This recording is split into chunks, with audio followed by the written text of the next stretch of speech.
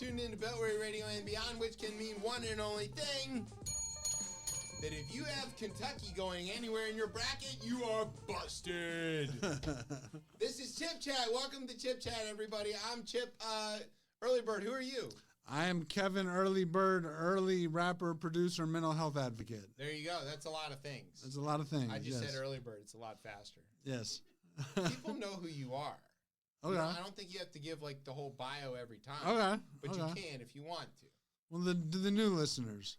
There's two of them. So you're tuned in to the time of year on Chip Chat where, because our show is on Thursdays, I am at maximum everything because it's March Madness and I care way more about this than I should, especially since I have not watched more than about an hour of college basketball all year up to this point because I have children and they don't let me because I have to watch Bluey all the time, which is a great show.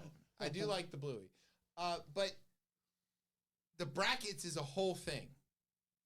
And even though I am not in any pools that are for money this year, I am in several that are for bragging rights, which is as valuable as far as I can tell. And so I am like glued to it. We are counting down to the end of the Kentucky-Oakland game.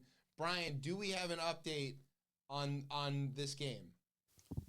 All right, Oakland is putting in the ball, and Oakland player just got recently fouled. Oakland is leading 79-76 with 3.9 seconds left. And they're shooting. And they'll be shooting free throws. Okay. So many people don't know this, but Brian the White Man is also a sports producer. So he often, is in the heat of these games. Okay. And these really intense games between American University and GW. Really high-level basketball. So, hey, American made the Sweet 16 like 15 years ago. No, it was George Washington. No, American did pretty good. American was all right. I remember... I know Mason went to the Final Four. Yeah, well, Larinaga, he's taken 3 teams to the Final Four now. Yeah. So, he's unbelievable. All right. Also, don't bet against Izzo. Not that I... Do it the next game. Yeah, I did take UNC. I agonized over this. I even asked J. Scott Smith, I was like, what should I do? And he didn't respond, which I think means he probably took UNC as well. And I know he can't say that publicly. Okay. Which is fine.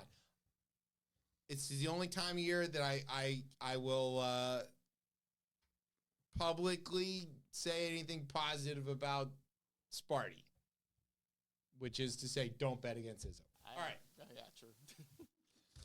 That was hard to do. Okay, so this week, this is a special edition of Chip Chat. Another one. You make me feel welcome. Yes, we only do special editions here. And because this is the AI episode, but we do have the real guest, which is you. Yes. Earleybird is here. Charlie was real last week. He's a real guest too. Not that he wasn't, but we did have another guest last week, which we had to reschedule. So she was how should we say, occupied at the time. Okay. That we were supposed to be talking to her. Okay. So good for her. In any event, welcome back. Thank you. You have a new record out. It comes out midnight, so technically tomorrow it comes out. Okay. On all streaming services. So we've got the jump. Okay, yes. We're going to play world 2 exclusive. tracks off of it before anybody else can play them. Exclusive, yes. Yeah. So we're going to talk about that later. Also, you've been doing some experiments with AI. Yes. Which we want to talk to you about. That's going to be great. Also, huge news this week. There's likely a government shutdown. It's probably going to happen Friday. It's probably going to be resolved by Monday. You may not really feel it, except that it'll increase the federal deficit by X number of billions of dollars because Republicans love increasing the federal debt. It's one of their favorite things to do. Speaking of tax time, go check that out. Let's see. Some folks can't pay their bills. You know who those are? We'll find out. Others are stupid enough to fall for anything. Plus, Florida is sexy. And Texas is silly. Like that. Okay. Oh, breaking news.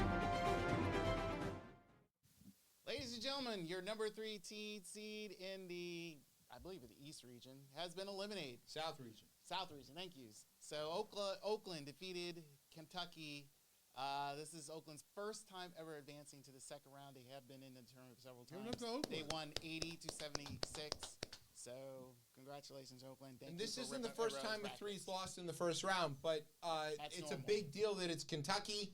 Kentucky losing early in the tournament is a bummer for a lot of people. I had them going pretty far, but so did everybody else in my bracket, so that's good. And hooray. I love these upsets. It throws a wrench in everything. Also, I have a lot of friends who are Kentucky fans. So this is going to be great for them. Oh, breaking news. Breaking news. Tez is here. Tez is here. Breaking news. Tez is here just in time to do the word thing. He's going to say hi to Brian. Yeah. Go ahead, jump in somewhere. You figure out how to get in here and let me get out of the way. We got new chairs. I don't know if you see that. Be careful. Yeah. The 420 guys invest in this station. I don't.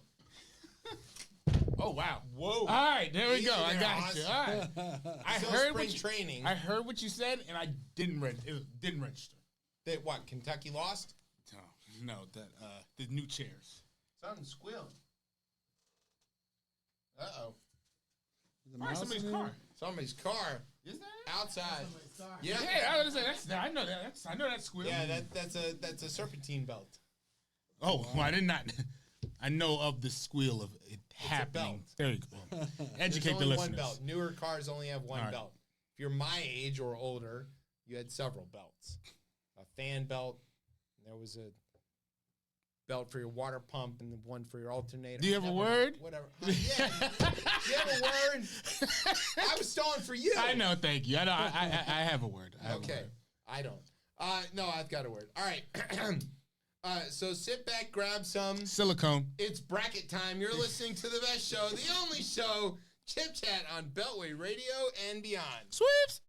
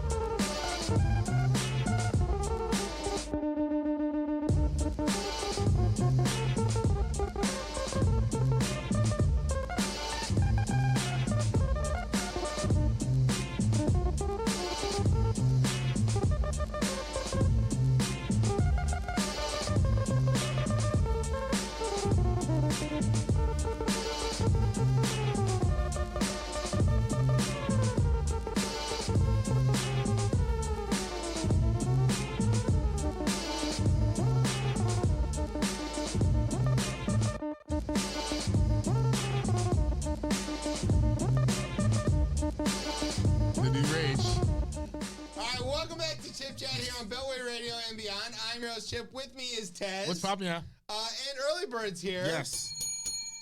Tez, welcome. Thank you. I know. You made it just in time for the intro. You just in time. Jacket off? Or I know. I'm still in. I came in hot. It was definitely cold. You were coming in hot. Yeah, it was cold today. What is it?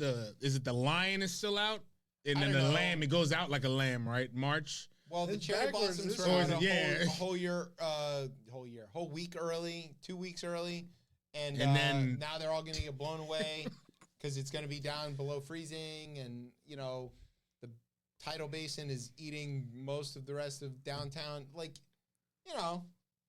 It'll be fun to discuss in the camps. Yes. Well, be specific. Be specific with that. Climate The refugee camps. Yes, please. I was like, that is not the joke. Never know. I mean, it's coming soon to a theater near you. November. Yeah, right. Coming this November.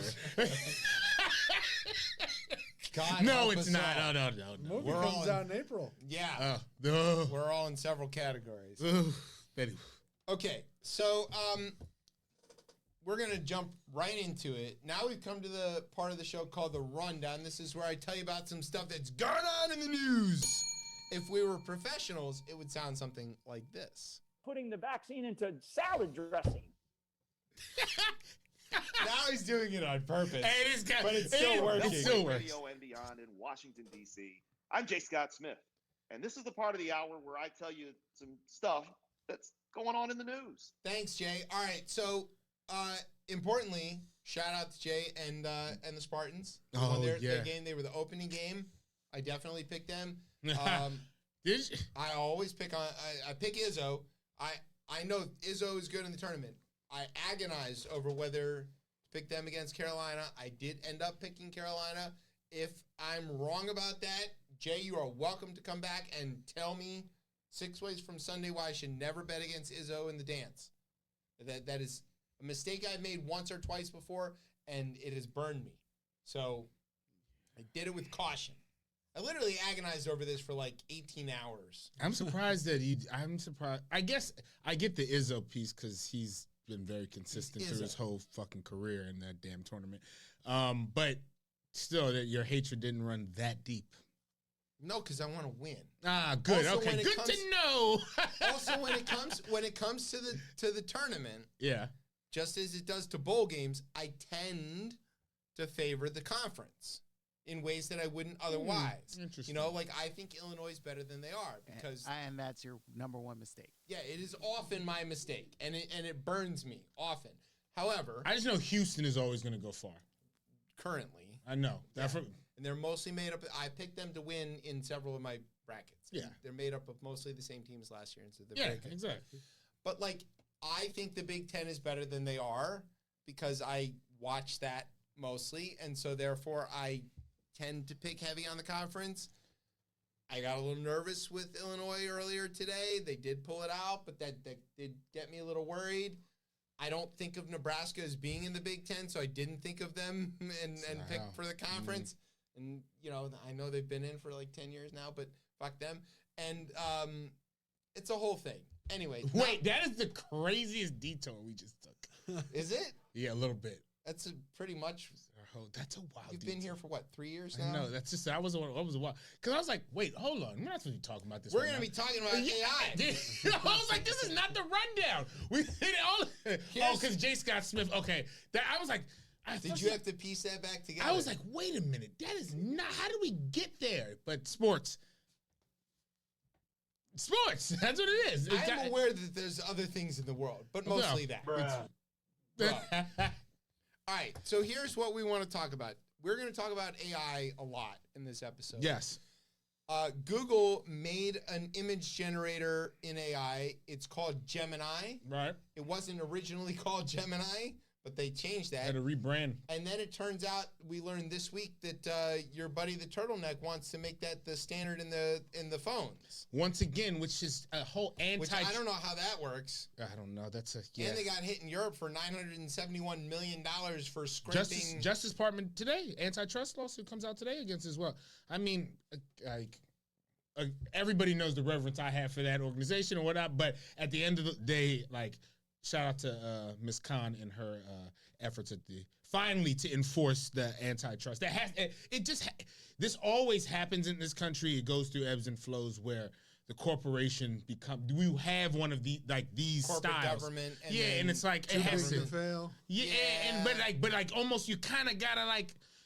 This was Microsoft, right? In the dominance of it, and I think especially we was talking a lot about AI and against TikTok and all this stuff. You might want to juice the American this might be the companies, time, give them right? a little chance to get ahead, and then yeah, but like because again, like that. I agree. Again, people, I agree with a closed system. I think it's cleaner. I think you can control it better. In the sense, everybody just yes, I understand and I'm empathetic to why people use open systems. Which is not the story we want to talk about. But yeah, again, look at that. Almost did it. We can get to that. We can get to that. That's another thing. But yes, they are going to use that similar to the way Google was their main search, like automatic as a default. It will be a default AI in the iPhones. Yes. Okay. Not what we want to talk No. about. So Google created an AI that was a generative image creator like ChatGPT and all the other stuff. You type something in, and words then can dictate a picture or video sometimes. Yeah, and Google was like, hey, the data sets that we're using are made of people, and people are racist shitheads. So we should... Long time. We should fix that. We should fix Evergreen that. for people. Yes. For people, just across time. Always. We should fix that by, putting little barriers or not, nudges in the AI that will ask it to be less racist. And so, and within the Google bubble, they were all like, this is a great idea. Until it gets out. You got to test it. You got to test it. They let it out into the wild. Yeah. And you don't know how crazy people are and what they start typing in. They had that Twitter bot that turned into a racist Nazi that Microsoft after made. 3 hours or something. Yeah, it took 20 hours and they had to kill it. Which probably shouldn't have shocked anybody. Oh, look, they're taking count of how many times we're getting them out the way. The robots will remember. I'm going to mark down. You know what? Racist until you're elected senator from Alabama. That's going to be my novel. The robots will remember. Tommy Tuberville, famously AI robot. Oh God! But yes, this is a. All right, so Google released this thing, and then it started spitting out problematic images like George Washington, who is black. And when you said, hey, show me an image of the founding fathers, it was like, well, we better not make them all white. That's pretty racist. The AI obviously has already watched Hamilton. Yeah. Obviously. What do you mean? Of course. So there was a lot of stuff about Google doesn't get credit for this. Lin-Manuel did it first and all that stuff. But when Lin-Manuel did it, it wasn't that. And it wasn't meant to be that. No. It wasn't making George Washington black for the sake of him being black. It was just that, Well, wait. Weren't this is probably distasteful, but wasn't George Washington's teeth black? Yes. Yeah. They were. Yes. That is the truth. They grew in That is the truth. That is, yeah. You could say that in Florida and get arrested. Or lose your job. For laughing at or that. Alabama. Or you can lose your job for telling that true fact. George Washington had false teeth, some of which those teeth were made from the teeth or were the teeth of enslaved people. That is true. Amongst many other horrible things. But that's common. That's not just him. That's any plantation owner on your way down. Yes. So when Google shows images of plantation owners / founding fathers being black, can't be both, but I can't be black both, but founding father and plantation owner. It's that part. Let me be specific about that. Yes, they cannot. They can't be black and a plantation owner. It's a little disconcerting. Yeah, and people are like, "Hey, that's not what we meant by diversity." And so Google was like, "Oh, quick!" and they killed it. Yeah, female pope and a black pope. A female black pope. God willing. Right. Let's let her be tattooed, female, funny, and lesbian. Gay. Yeah. There you go. Deborah Wilson for Pope. But even with that, if we talk about even the Pope, they had the real Pope, and that's when I was like, I got to even be more. I thought the Pope had a fly ass Vatican bubble jacket on. That was not true. That was not true. That one hurt me. But that wasn't Google that did it. Wasn't. But I'm just saying in the realm of generative images. He's Argentinian. It's I was believable. And it could be cold. I was like, I would think that it would be the fashion houses of the world could possibly Prada was like, yo, put this on. Yeah. I mean, they are right there. Right there. That was the one where I was was all in. I was like, ooh, this stuff is getting tricky. So amongst this, they also produced images of black Nazi soldiers and Asian women as Nazi soldiers. Oh. That was pretty weird. They're like playing out with shit action. Like if World War II went a completely different way, what the hell are they trying to do here? Where are they getting this from? So the internet. Like, this is the thing where like if you just all right, this is fed into this, right? And then it starts to be like, all right, like whose crazy cinematic universe did they have they pulled this from? Well, they didn't pull it from anything. They just told it, if anybody asks for a group of people, don't make them all white. Make them all of the things. Benetton ad.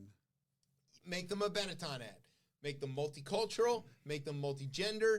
Make them anything. Got to be guardrails on this. And it's like... That shouldn't be hard to... like. It shouldn't be... That shouldn't be hard to... But when you're dealing with these massive data sets and all of this, it's very difficult to curate this properly, which kind of gets to this thing that we are going to be talking about tonight, which is to say that maybe this is not quite ready for prime time. And that a thing that is obvious and common sense to human beings, that there were not black Nazis, does not occur to the robot because it does not have the historical context and experience that human beings do. I guess there's two parts of this here. The cat's out the bag, no putting it back at this point. That's correct. I think everybody's going to hate me for this one. Needs to be some type of government regulation on this stuff. Put some guardrails on this. It is being discussed. To slow it. Just because at this point, the cat's out the bag. Cool.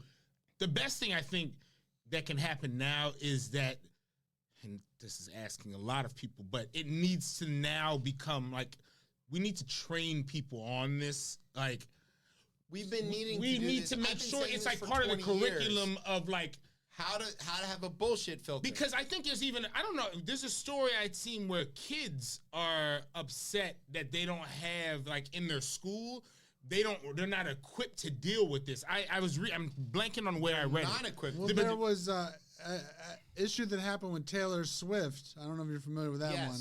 She was photoshopped, and that got a lot of pushback. Oh, yes, yeah. Taylor Swift is a big deal to a lot of people, and she has that power. But I also heard that women at local high schools were going through the same harassment where somebody who's good with AI could make them doing all sorts of foul stuff in a generative image, and that's more local than Taylor Swift. So it's a problem. Yes. Okay? It is a thing where I've been talking about this for literally for more than 20 years, where I said we should replace handwriting in school with bullshit filter. Teach people bullshit filter. And what I continue to ask is, am I good at knowing something is unlikely to be true because of all the history and shit that I learned in school? Because it informs my understanding of reality? Or is that a thing I learned from being exposed to a massive amount of bullshit? I'll give you an example. This week, somebody told me that the government was going to make you pass a background check for a 3D printer. And I said, there's not a chance on God's green earth that that's true. Got to give this person a hug. So what it's okay. It's okay. They're not taking your printer. If that's the level of conspiracy theory that they're at, though, that's pretty good. I'd take that. That's better than like there are worse ones out there. But this was several people, okay, in this conversation who were like, "Yeah, I heard that too." So I just quickly Googled this. Okay, something came up. What they were referencing was that there was a proposed bill in the state of New York that did not get out of committee. Because it's crazy. Because it's crazy to make people pass background checks for 3D printers for fear that they were printing ghost guns. Yeah. Well, I mean, they get a real gun, no problem. So, like, but the point of this was that here was this thing that was obviously untrue, and none of these people bothered to check. Kind of like the kids identifying as cats. Peeing in their litter boxes and stuff, which never was true, but Fox News totally fell for it, and that's hilarious. Jesse Waters but it's loves hilarious until it has real world implications on trans folks. You know? Yes, it's a big problem. Yeah. It's one of those things where, like, guys, just take a beat and check. And it didn't take me more than 15 seconds to check this. People don't want to know. That's the thing. But they don't want to know. Why? Because then it uncovers it all, and then they might find a way to still, again, live in the lie, I guess, for There's lack of a... There's plenty of shit to be mad about. There is, but yeah, I guess you're saying, like, these type of things, you said how many people? 3 other people agree? 3 people in to this me, conversation. that is just like a sense of community in a sense, and it's a fucked up ass way to, because those 3 people are in a sense their own kind of like, they all wanted this to be true so that they had something to be like, God damn it, what are they coming after next? And it's like, guys, this isn't a thing. This isn't There's real. better ways to have community. My question is, was my impulse to say that can't possibly be true because of the fact that I'm a Washingtonian, I was educated in a quality public school system, I know better, and I've carefully managed to stay ahead of a bunch of bullshit conspiracy theories, or is that because these people are more easily fooled due to some other factors? Well, no, I think it's to the point you talk about a lot, and like we making jokes about Fox News, but I was listening the other day about how what people see on that network, like let's just say a mentioning of like Trump's trials, right? Like let's say the way we mention it on here. Yeah. They like, there was numbers like maybe it was mentioned 3 or 4 times. So like if this is your only news source and that's all you're getting, you're never hearing anything else. And these other, like again, if Fox News falls for people peeing in, it's insane. I don't know, it's like, but if they fall for that and people are hearing that, and that's their only source of news. If it's getting clicks, it just feeds the algorithm. Yeah. And So- there's worse outlets now than Fox. Including apparently Google's Gemini. Yes. Which was throwing out all kinds of crazy shit. All right, so speaking of racists, Yeah. Texas. Dateline. Okay, this is some, like, maybe the fastest moving court stuff I've seen in a while. Here's what happened. Texas passed a law that gave themselves the power to enforce immigration law. So It's Texas. not a thing that states can do. So Texas. It made it illegal to be in the state of Texas illegally. It's funny. And then it also gave them the authority to deport people who were in the state of Texas illegally. Doesn't Georgia have something about you had to show papers or something? Virginia premiered this in Prince William County, and Corey Stewart did it. And just show me your yes. papers, and which began my list of places I wouldn't spend money. And I boycotted Prince William County, and I called Corey Stewart a racist, and he blocked me on Twitter, and I called him a racist on Kojo Namdi show several times until he packed up his shit and moved back to Minnesota where he belongs, because he's not a real Virginian. I won. All right. Arizona copied the Prince William County thing and made it SB 1070, which is why Arizona is still on the list, despite the fact that the courts have struck this down, which brings us back to Texas. Yes. Immigration law, the border, is specifically defined by the Constitution as the purview of the federal government. But that has not stopped Greg Abbott from walking right up to that line. See, Bell's disabled. He took it a step too far. So what happened was Greg Abbott passed a law through the rubber stamp legislature there in Austin that made it illegal to be illegally in Texas. And the federal courts basically struck this down and said, not a chance, buddy. And then they said, we're putting a stay on this while it gets litigated in court. Right. And it got to the Supreme Court on Tuesday on the rocket docket. And the Supreme Court, with a very predictable majority, sent it back and said, no, you can go ahead and enforce this while it gets litigated. Crazy. Oh, even crazier. The Fifth Circuit comes riding to the rescue. Yes, they definitely did. That was the updates came swift. Shocking. Shockingly, the Fifth Circuit, the most conservative circuit in all of the United States, gets this Tuesday morning and goes, No. Oh, nay. No. And a 3-judge panel goes, no, this thing is back on stay because we can't even figure out the logistics of how you can possibly enforce it. How do you enforce it? And now, again, they know that's a precedent that you can't have out here where the states are now trying to enforce some type of immigration law. Like, so, okay. This has to go back. Circuit Chief Judge Priscilla Richmond asked during the hearing on Wednesday, it got all the way to Wednesday, how the Texas law would work in practice, listing scenarios that could quickly lead to confusion. Quote, this is the first time, it seems to me, that a state has claimed that they have the right to remove illegal aliens. This is not a power that historically has been exercised by the state, has it? And Texas Solicitor General was like, well, no. Thought we were originalists. No. What the hell? Then they started to ask, like, how would this work in practice? And the guy was like, well, we'll just take them back to the federal authorities at the border. And the judges were like, well, what if they just refuse to accept them? And he was like, well, then we'll send them to Mexico. And they're like, well, what if the Mexicans won't take them? And he's like, well, we're in uncharted territory. That was literally his actual, that's what he said. Aaron Nielsen, Texas Solicitor General, said he wasn't sure. In some cases, they might be, quote, arrested. In others, they might not. Nielsen said I love that one. Is, quote, uncharted. Nielsen said Texas has the right to arrest people for entering the state illegally. They do not. No. Quote, Texas has decided, I love this line, Texas has decided that we are the epicenter of this crisis.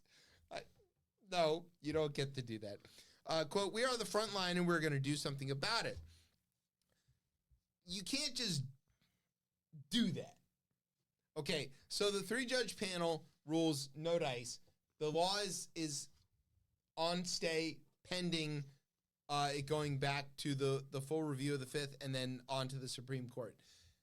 This is one of these things where it's like it's very open and shut. You don't have the legal authority to do this. You're creating a theory out of nowhere. You don't have the infrastructure to do it even if you did. There's no They're building an $81 million base there in Eagle Pass for Texas National Guard troops to be on the border in what was a state park.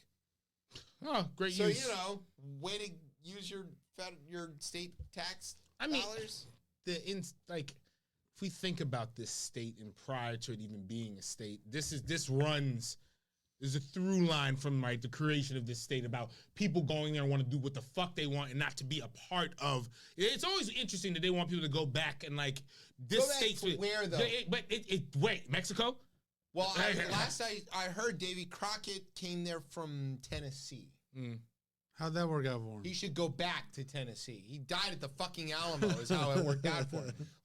Sam Austin should go back to Kentucky. It is a question about who gets to send who back to where. Yeah. What's to say that the Mexicans aren't coming into Texas saying they want to do what the fuck they want? Right. Was their country. Exactly.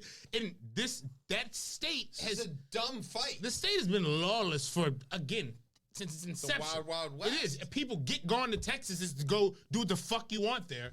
But again, you're part of I union of states. Sam Houston's actual line is, you can go fuck yourselves, I'm going to Texas. Yeah. No, I'm sorry. He said, you can go to hell, I'm going to Texas. That's the actual line. Yeah. Yes. But you're part of the union, right? I know I have to tell these folks down there a lot about. Are they? Yeah. You are part of the union. The Republic of Texas, sure. right? Yeah. You know what the Six Flags stands part for, of right? the union of this United States. And again, there's a parchment that is followed. This one here, again, I always say it. It's very scary when white people who have white laws that they created, and then they stop obeying their own laws. It's crazy. It's so crazy. This shit has been made long ago by white men in wigs. Yes. A long time ago. No. Google said they were black. Yes. Sorry. There were black guys there too. There were black guys there. Right, exactly. You don't know. Yeah. You weren't there. But yeah, these are this isn't for me, just looking at the history of this country and just basic things I thought I knew. Don't look too hard in certain states. I thought I knew this is immigration, federal government territory. Hey, states, sit the fuck back down. If they need you, we'll go and then we'll. It doesn't even say that. Right. It says that the national borders belong to the federal government Full stop. But yeah, period. If the federal government needed help from the states, there's a way to do that. There's They a process. can summon, like the guard. Yeah, but it doesn't say that in terms of it a doesn't. border No, dispute. it doesn't. I'm saying, but And the 10th Amendment says every power not specifically reserved to the federal government reverts to the states. But the power of enforcement of the federal border is part of the specifically reserved for the federal government. Again, this Abbott, man. This is why they should teach literacy in the South. I'm just wondering, like, how is this happening? You don't find this problem along the Canadian border. There's nobody in Vermont who's going like, whoa, the thing is, we need to assume border security because they have schools that teach people to read. No, these folks know how to read well. They know how to read very well. And what they're doing is playing their constituents Greg for fools. Abbott should ramp up his reading. Stop that. No, God, another. Sorry. It's another ADA complaint. No, I know. What are they going to do? He'd probably just reading like Mein Kampf or something, you know? He's definitely been reading, yeah. Good look. He's got Even the Germans understood where borders were. They just went right over them. Exactly. We've got to find those. Yeah. Okay. That brings us to our last story in the rundown. This is called I'm Starting to Feel Sorry for Them. No, you're not. No. Okay. Do you remember Lev Parnas? Yeah. And Igor Fruman? Yeah. They were Rudy's buddies? Yeah. They were there to, dig up dirt on Joe Biden, Yeah. right? They were these Soviet guys that Rudy paid to, like, find stuff about Hunter and Joe Biden and stuff. And so Lev Parnas... he was in the news this week. What was he doing? Did he go testify on the Hill? He did. Yeah. He was hanging out there with the Jims. Oh God. Yeah, Jordan and Comer. Yeah. And so he was called to testify in front of the GOP-led House Oversight and Accountability Committee in their impeachment hearings about Joe Biden. Still trying, going They're strong. Still trying. And he had some interesting things to say. Yeah, very. Yeah. He's a convicted former aide of Rudy Giuliani. It's important to say Yes. that. And he told everybody that the people that they were listening to were doing the bidding of Russia by attempting to dig up, quote, dirt on Joe Biden. When Jamie Raskin, congressman from Maryland, he had poster boards. He was ready. He's always ready. Always ready. Constitutional scholar. Yeah. Had poster boards. He's like, what is this? And Lev Parnas was like, yeah, we couldn't get any information about anything from anybody at all, except from these KGB agents. And Jamie Raskin was like, well, did you have trouble distributing that to the media? And he's like, oh, yeah. No one would take it. Literally nobody would take the story except Fox News. And he goes, did Rudy know that this stuff was coming from the Russians? And Lev was like, oh, yeah, for sure. He definitely knew it. And he goes, did that bother him at all? And he goes, no, as long as it fit the narrative, it was fine. He said, but then there was also other people that were doing the bidding of the Russians, people in Congress. Like Senator he's Ron on the Hill Johnson saying this. and like Congressman Pete Sessions, who sits here right now, and he pointed at him. And yeah, interesting, Texas congressman. Parnas continued that Sessions was with me from the very beginning of this journey into finding of the giving dirt on Joe Biden. A spokesperson for Senator Ron Johnson fiercely refuted the accusations as, quote, completely baseless and a despicable lie. That spokesperson should go back and look at the tapes where Ron Johnson does all the things. There's, quote, there is nothing in Senator Johnson and Grassley's, way to throw old man Chuck Grassley report on Biden's family corruption that has ever been proven to be untrue. That is not true. And there's a lawsuit about that. So, cool. Anyone who ties Senator Johnson's legitimate and accurate oversight work to Russia is amplifying a despicable lie the Democrats spread in 2020 to discredit the senator's work and protect Joe Biden. I think even thinking back on the first part of like, were you able to peddle this to anyone? And you're like, no, besides Fox. That goes to my earlier point that the individuals who watch Fox are getting fed. Choosing to be fed. Yeah, like they are in a sense choosing to be fed, but I think there's a lot that goes into why they would just only choose like that one media outlet amongst others that are probably again doing a lot worse. The second piece is this guy went on the Hill and threw congressmen under the bus. Pointed at him. Yeah. He said, I'm a convicted felon Ukrainian gangster. Hey, like soft hand Sessions, do your worst. If you're a congressman from Texas, by the way, and you have never like held a wrench in your life, be ready. People are going to come asking you some questions like, why are your hands so soft? That is a real question. Yeah. You don't work for a living. Well, why are your boots clean? That is a real question. Yeah. So, Congressman Sessions, watch out for Mr. Parnas. Better learn Russian. It's the only place you can escape. Yeah. Escape. It's Russian for escape. You know that? I did not know that. All right, here's what we're going to do. We're going to take a break. When we come back, we're going to talk about Trump trial updates. And then after that, we're going to talk to Earleybird about his foray into the AI world, which is really, really cool, but also a little upsetting. So, why is it upsetting? Well, because I'm rapping in it. You could have been. I know. But your wonderful efforts. I try. Yeah. All right, we're going to take a break. You're listening to Chip Chat on Beltway Radio and beyond. Sweeps!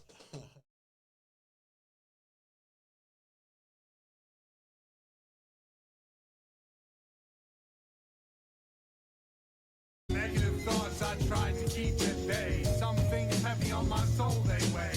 When I look back, it's not all sun rays. Every day a chance to get further away from the path. It's difficult not to stray. I don't really know any way to convey. I've got to pass that night, I pray. Every day a chance to get further away. Every day I do my best to be my best. Practice makes perfect, don't worry about the rest. When I hurry, I'm a mess. Slow, go easy. Always keep my mind on people that need me. Work on myself, change just a little bit. Understand intimate thoughts, get into it. My future is as bright as I make it be. Dreams come patiently, never been make-believe. Taper to a fine point, covered in a felt tip. All my enemies I have to well wish. Tell this to the old me, you were selfish. Hold on to the people you do well with. I was never nervous until I had a kid. Looked deaf, dead in the eyes, told him I gotta live. Take a breath, treasure all the differences. Now I've stopped measuring all the distances. Negative thoughts I tried to keep at bay. Some things heavy on my soul they weigh. When I look back, it's not all sun rays. Every day a chance to get further away from the path. It's difficult not to stray. I don't really know any way to convey. I've gotta pass that night, I pray. Every day a chance to get further away. I was in the group home, listening to group home, looking for a loophole with a fine-tooth comb. Down and out, everyone thought I was a has-been. Written off, bridges burned, live and learn, regrouped. Waited my turn, now I'm getting invites to the White House, starring documentaries by Ken Burns. Get applause on speaking towards. Never thought we would be where we are when I let go of the steering wheel of the car. Now I'm winning awards. People treat me like a star. Greet me with oohs and ahs. Still, it's still free. Mumia Abu Jamal. Every day I wake up, I thank God. Negative thoughts I tried to keep at bay. Some things heavy on my soul they weigh. When I look back, it's not all sun rays. Every day a chance to get further away from the path. It's difficult not to stray. I don't really know any way to convey. I've gotta pass that night, I pray. Every day a chance to get further away.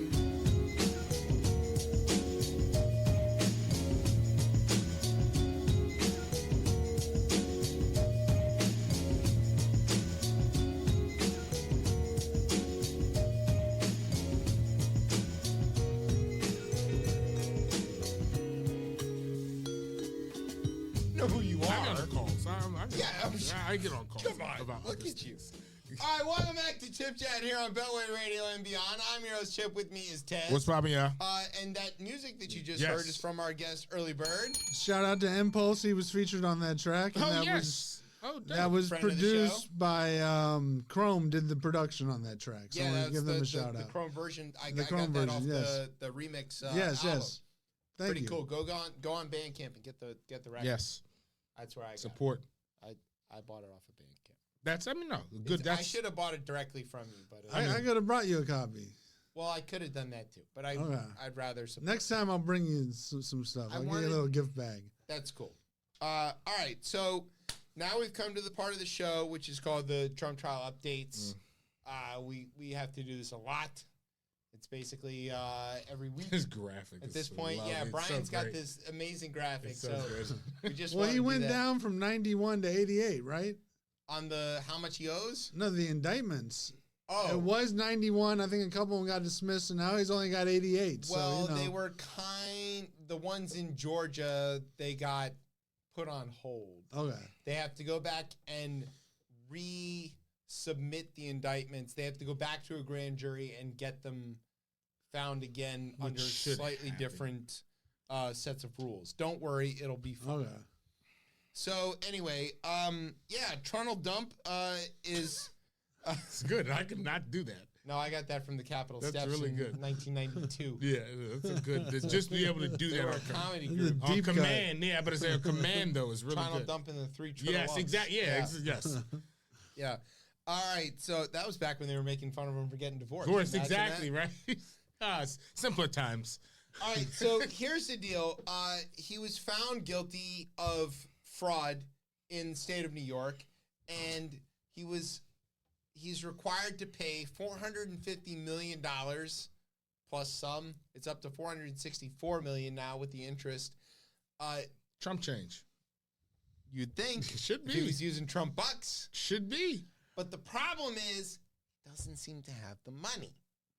Or he's got the money and he can't get any bond company to issue the bond for the money. The RNC's raising it right now. So there's several aspects to this. One is he owes this money. He wants to appeal the case, but the way the rules work is he's got to pay the money and set up a bond to say that if he loses, he's able to pay. Because otherwise, he just what do we do? You keep going on forever. Right. Well, you'd appeal, and then when they finally get you, go like, all right, well, I don't have the money, and declare bankruptcy. Yeah. But no, so you have to put up a bond in order to appeal, and his bond is going to be due by Monday. Okay? So, like, in a few days from now, if he doesn't have the money, the state of New York is going to seize his assets, bank accounts, property, anything that is in New York that they can get their hands on, and in other states that they have like reciprocal agreements with, they're going to snatch that shit up to $464 million, and they're going to hold it in an escrow for him until he can either pay and get a surety for it, or pardon himself. They might buy some margarita machines or something. You never know. And look, they could take a lot of property because the way he devalues the property. Who knows what? That's right. It might not be worth anywhere close to what he says it is. $1. And what we've learned from civil asset forfeiture, that they might just snatch that shit and just say, "Look, it wasn't worth that anyway," and not give it back, because that is how we support the blue. So that's back to blue. Go blue. Oh my God! Brian. He's on it. He's on it today. Oh, all right. Keep that warm. We don't have any Ukraine stories. You clearly didn't read ahead. I definitely read ahead. It's all right. So I definitely read ahead. Okay, so yeah, it's coming up. He doesn't have the money. Can't pay. There's this other problem here, is the national security threat with this. Okay? Oh, where the money could come from? Correct. Yes, yeah. So let's As a say, private citizen, I don't think that's true. But I guess, but you know what? He's really, in a sense, he still has documents that he shouldn't have. Like, so it's not even, he's never going to. Well, he doesn't have them anymore. Well, yes. Well, that we know of. That we know of. But let's just say, for argument's sake, that Earleybird got pinched for something. Okay? He's between paychecks. He needs some money. You and I, Yeah. we go, hey, we'll throw your bail, no problem, right? We bail him out of jail. He meets his court appearance. We get our money back. It's all kind of no problem, right? Unless you and I say, hey, man, we'll throw your bail. And then the second he gets out, we go, by the way, we're going to need you to not say X, Y, or Z about A, B, and C. Or we will need you to say A, B, and C about X, Y, and Z. There's a pressure on this because the second we pull our money back, he's back in the clink. Right.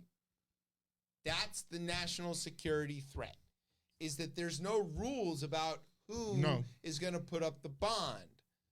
So if Putin puts up the bond and gets MBS and the Saudis put up a bond and they can get a surety company to sign for it, Trump can walk around, yelling at windmills or whatever the fuck he does. That is the thing he's into. He's yelling at windmills. You'd think that's a Don Quixote joke. It's not. It's just him literally, the windmills are killing all the whatever. The whales. All right. He can go around yelling at windmills and the P-tape still doesn't come out. Oh, God. I don't. I'm using that shorthand, yes. But you get the idea. That's a big problem. Emoluments clause, get the fuck out of here. Come on, that's we're way past that. If the Russians are holding your bond money, you got to do what they say, or what? Or what? You get defenestrated. I guess in a sense is once he's been president, you're no longer really a private citizen anymore. Like you are, but he's not a flight risk. Yeah, he's not a flight risk. But where could he go? Yeah, Kazakhstan. I think the trouble of this is, again, which we shouldn't even be talking about, but if he is reelected, right, and if a bond was put up by an adversary and he gets reelected, you would assume, because again, quid pro quo is not like, it's very prevalent in his vocabulary. I'm going to need you to find 11,871 votes. That's how he, I'm going to need you to do me a favor, though. That's just how he operates, right? That's literally not how he talks. Those are direct quotes. I didn't make either of those up. It's the reason he owes this money in the first place. Yes, because he got caught. Yeah, so, yeah, I agree that it's definitely, but he's a national security risk. He is a national security risk. But nobody risk. Cares. It's crazy. Revoke the bond. Say you're in It's a civil trial though, right? Yes. You can't do that. Seize his shit until the appeal goes through. And give it back to him with interest should he beat the appeal. Bet against him. If the legal system would allow this to happen, that's how it should go. Okay? If you got somebody who's stupid enough to put a bet on something that they've got no chance of winning. Right. Like my brother betting against me that every year I think the Washington football team's going to win the Super Bowl, and he takes $5 from me knowing that I'm stupid enough to take that bet every year, right? Just for the one time you're right? I'm never going to be right, but I believe it. But I believe. In my heart, I believe. It was at this moment he knew. Shut up, Brian. I do believe, okay? And my brother knows it, and so wasn't it like the Knicks saying in like '98 or some shit like that? I believe. Well, it's the U.S. Soccer team. Yeah, I believe that we will win. Doesn't work. Men. The men's team. Yeah. But no, what's his name? Got second surgery. He's gonna be fine. But anyway, so he knows that I'm gonna fall for that, right? So, the New York. Tish James should just bet him. Like, you beat this case, we'll pay you back your $464 million plus interest. We'll give you $500 million. Bet me you beat this case. That's your bond. Make him sign for it. Hold his shit. Mean? It doesn't mean anything. Literally grab his shit with a promise of interest payments and all that stuff, should he prevail, and then make him challenge for it. I think it's interesting to seize a property too is what he's kind of That's what he's known for. He wants that to happen though, because then he can be like, look at the tyrannical government sees my shit. I think that just would line. I think there's a subset who believe that. I think there are 30% of people probably that believe that. But I think other folks will just look at this like, oh, this is what happens when you break the law. If you look at E. Jean Carroll, like when you rape somebody and then defame them and then defame them again, and then you keep defaming them. You have to pay them $93 million. Some of them now, your co-conspirators in other places are doing the same thing. This dude is in the hole for more than $500 million. Yeah. He should have it, though. If he's a billionaire. Right? But remember that he's the strongest man alive, but he's also the underdog. He's a victim, but also he's the only person who can save us. How? This is the balancing act. Go listen to Danielle Kurtzleben's story today on All Things Considered, and you'll hear it. You listen to these interviews. It's not Klepper interviewing Trumpistas at a rally. It's like a journalist interviewing these people, and you watch them spin themselves. They can't handle it. They argue with their own sentence, mid-sentence. It's. I don't think it's a majority of Americans, though. It is a cult. But I don't think it's a majority of Americans. No, it's not. The majority of Republicans, though. It is. And you know, since we have an expert here, let's ask somebody who understands the human mind better than the two of us. Right. When you're watching somebody wrestle with their own like incongruent truths at the same time. I think studies have shown there was a group of people who believed the world was going to end, and they had a particular date set out.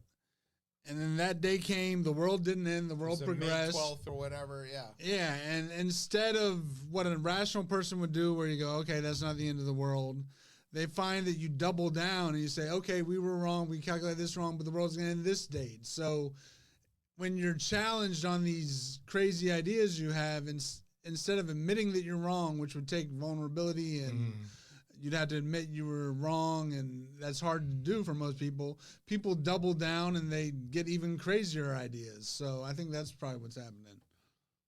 Okay. We got to liberate people for being wrong. It's okay. It's liberating. Here's what if it's good, it's okay. It's because if you're wrong, you'll learn new information. After it's okay, I swear. Okay. You can be so wrong. Good. I get to be wrong all the time. It's like, yeah, that's science. Get things wrong and then learn something else. Finding out something else. That's the beauty of it. Why don't we take one of those states nobody's using, like Kansas? Stop this. Just set up like a big car wash, right? And so, like, if you realize, all right, I believed in this thing that's bullshit, whatever, you get to drive through Kansas, and when you come out, nobody gets to give you shit about it. And you're clean. It's fine. You know, we'll just make it one big... We're going to launder people's conspiracy theories. Yeah, it's fine. You can just wash it down the drain. Yeah, okay. Yeah, that's what's going to work. Well, nobody's using Kansas. All right, speaking of Kansas, this is in Florida. Which is like Kansas, but somehow with coasts. You know that guy who is on our screen, who isn't us, who stole all those papers that definitely said he wasn't allowed to have them? The Mar-a-Lago mob boss. That guy. Yeah. He's got a judge that he thinks he owns called Eileen Cannon. Yes. Who is presiding over his case about the stolen documents in Florida. The most experienced Eileen Cannon. Yeah. She graduated law school in 2024, but she was appointed to the bench in 2020. You can work that out. He's got a couple lawyers, doesn't he? Mm-hmm. Like most of the Supreme Court? Well, yes, he does. He did get 3. You got 3 on there. Got 3. He does have 3. Fucking Mitch McConnell. I like beer. Yes. So do I. That was troubling. That was a wild time. I can remember that summer very vividly. You know 100%. 100% of your being that if Beer Can Brett walked in here today, we would be best friends. Oh, but I would have been best friends with Scalia. Yeah, I didn't know that. Best friends with Scalia. But it's like Brett Goomba Kavanaugh- right there. It's like good old Goomba Just right 'cause you're there. both Italian, it's Yeah, not the me same and thing. Mike Tirico. Yeah. But you, me, and Brett Kavanaugh They'll be were bad. DC kids Yeah, right. who That'd be- like to drink beer Play and basketball. argue about sports and play basketball. We are all basically the same, except for one critical thing. Yeah. I like to be invited. I like to be invited. For me personally, and I think for the rest of you sickos out there, nasty men, should wait to be invited. I like to be invited. If It you're feels being better. invited, yeah, it goes back to like being that you're wrong. It feels liberating. Like, yeah. You don't have to be defensive when you get nominated to the Supreme Court. There you Yo, go. exactly. What was the picture? Yeah, that's it. White male entitlement. Yeah. Yeah, wrapped up into a neat little croissant. All right, Yeah. so anyway, Chevy Chase's finest. yep. Okay. Cannon is presiding over this case, and the case is really obvious and open and shut. He took the documents. He wasn't supposed to have the documents. When the archives asked for the documents back, he said no. When the FBI came looking for the documents, he hid them. Like 13 people have flipped on him and have spoken to the friggin' to the DOJ. Like, However, here's where this gets very complicated. And I'm going to caveat this by saying that even though this is obviously an example of a judge being way out of their league, it's not necessarily appropriate for the prosecutor to appeal to the higher circuit and say, hey, this person is clearly incompetent. Can you please usurp their position and take over? yeah, no, they're not. Which again, could happen. Legally, there's it's a process. possible. Yeah, but that's not the way to do it. but it would be not great. Yeah, no. Okay. So So we still are following the rule of law. we need to follow the rule of law. So, all right. This is where it gets tricky. There's two laws that are important in this case. One is called the Espionage Act, which says that you can't take U.S. secrets and disseminate them or hold them with the purpose of disseminating them, later for your own personal gains. And then there's also the Presidential Records Act, which was Yes. passed after Nixon because Nixon tried to not turn over documents that were U.S. government property and saying that they were personal. And so the PRA, the Presidential Records Act, says everything that the president has while they're president is the public's. It Including belongs- the tapes he was making. including the tapes that Nixon was making and all of that, and any future tapes and all this stuff. And it hung Clinton, it hung both Bushes. Lots of people, Obama had to deal with this. The Presidential Records Act says that all of your papers, all of your communications, all of your phone calls, everything while you're president belongs to the archives. And it has to kind of be that way. It has to be that way, Yeah. because otherwise you would conduct all kinds of shadiness. Hey, if you're on an email server. And but even in the sense of the history of the actual the history of the country and what the president is going to do, the archives, that's the whole purpose of being there. Yes. They should be there to take in the historical archive of the country, right? If you believe in the country itself and in the nation, you need to have something like that. So that shouldn't be crazy. Like the president should be one person who falls under that purview. So that is the sort of deal that we're working in. Okay. So Trump is arguing in this case that, one, these documents don't fall under the Espionage Act because they're his personal documents and therefore they can't be classified or whatever. And he's using the Presidential Records Act to say that, well, these are personal and therefore not classified. So he's using these two things against each other. And nobody on planet Earth thinks this is how this works. And they're specifically written opposed to that.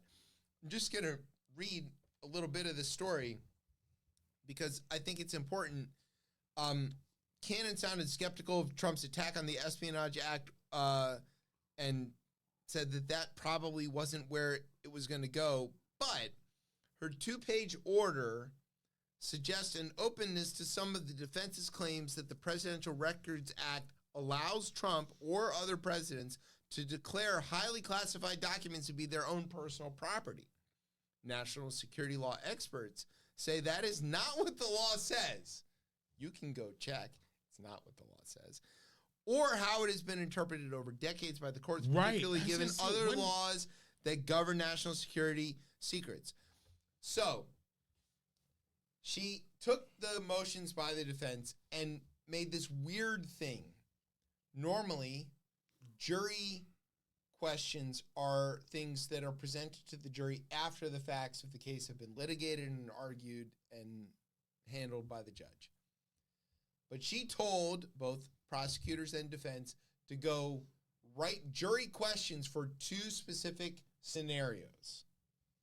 In the first scenario, Cannon said, the jury would be allowed to review a former president's possession of a record and make a factual finding whether it is, quote, personal or presidential, using the definition set forth in the Presidential Records Act.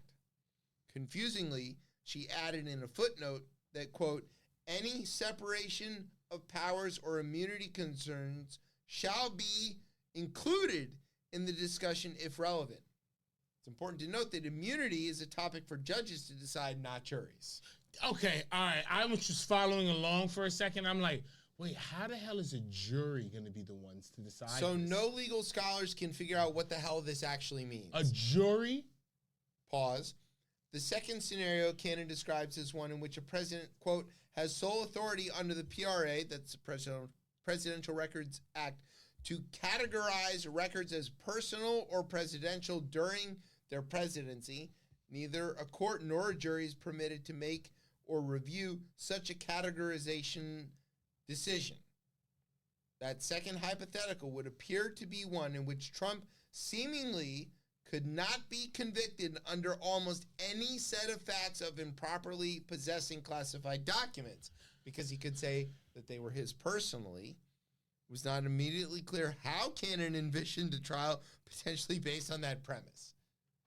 So she's making up stuff out of whole cloth. We got to be careful with this because, right, this is a judge, right, creating now. Like, you're kind of creating things out of thin air. She is. Like, out of completely thin air. And later down the line, if this, people could reference this, right? Like, if this, and that, right, this isn't done yet. The case isn't over. But for whatever reason, I've seen it in other things where people will pick these out, like, pick this out and be like, oh, well, jurisprudence in the past, has, someone has spoken on this. And it also goes to the same, like, it seems everybody wants to try to get to this presidential immunity on multiple fronts, which doesn't, like, that null and voids the whole concept of judges in a sense, or just like the whole, like, the concept of the Constitution, like, all of it falls apart. The president being above the law. It falls apart. Yeah, it falls apart. Okay, we're back to the Magna Carta. Yeah, right.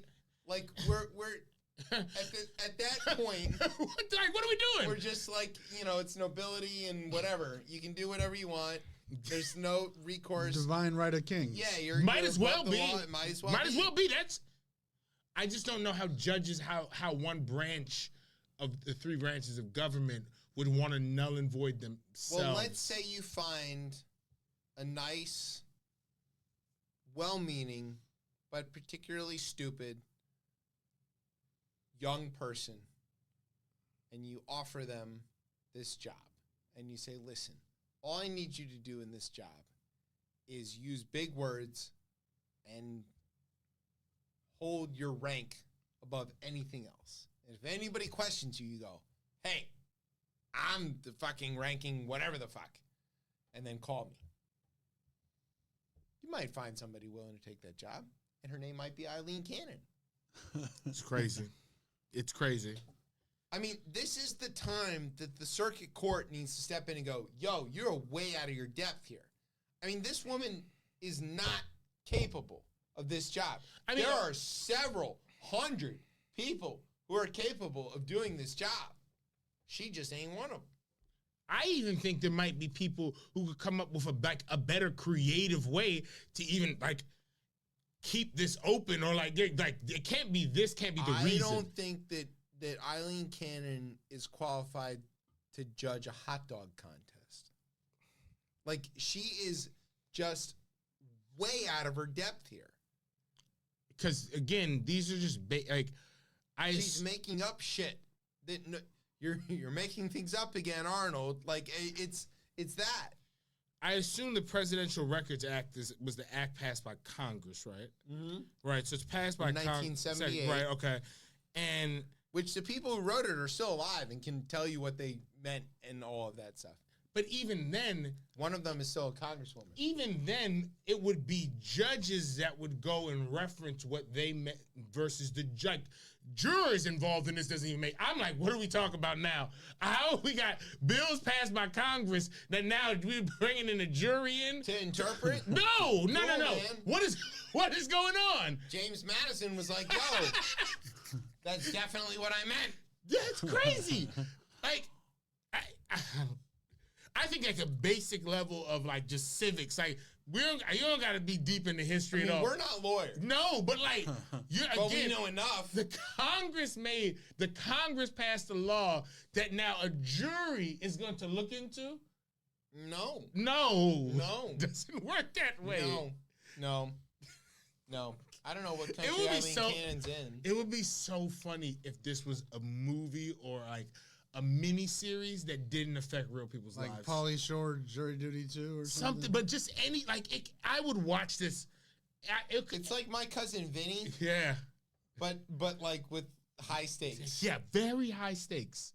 It couldn't have possibly been the thing because a 61 Buick didn't have a positive traction or whatever. Like, it would have been that. It should be that. Yeah. We need Marissa Tomei to argue this. She'd be dynamite. Put her on the witness stand. What are we doing? Oh, my God. You want to take a break? Yeah. All right. Here's what we're going to do. Lord.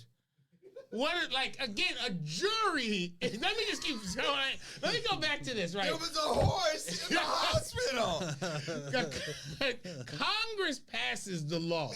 They pass the law. And the executive branch executes the law. Right. And the judicial branch interprets the law, whether it's being executed correctly. Yes. When could a jury come in and start to look into the laws that have been passed by Congress? It doesn't work that way. I don't even know. She knows that, though. It's all part of this delay thing, right? She works for Trump. Yeah. She's not a real judge. So she works for Trump. Her job is to throw, fuel on the fire and make this worse. So now we've got to go litigate whether she has authority to do X, Y, or Z. We have to go litigate whether a jury can have this question, whether this can be part of the whole. That's so dangerous that we can even put that in the record. Drag it out. But even to have that in the record that a jury that we ever thought about doing that. That's not really the danger. The danger here is that because we have to convict him 6 ways from Sunday above board, we have to follow every possible tangent and down every possible rabbit hole to close that gate before we get to the actual meat of the question, which is, did he fucking take the documents home or not? Fifth Circuit has. Which To your point, did. Fifth Circuit has. That's 11th Circuit, but yes. 11th Circuit, yes. Yeah, the 11th Circuit's got to step in, nix her out of this. Yeah. But when that happens, who comes in next? It doesn't matter. The story that the Trumpistas are going to tell is the deep state took her out. Cool. It's all unfair. It's cool story, bro. So we have to keep going. Cool with story. Yeah, cool story. Keep doing that. Keep doing, because again, those people were not getting back under the jail. Well, that's unfair. We didn't under the jail. I don't care. We're the riots. It's unfair.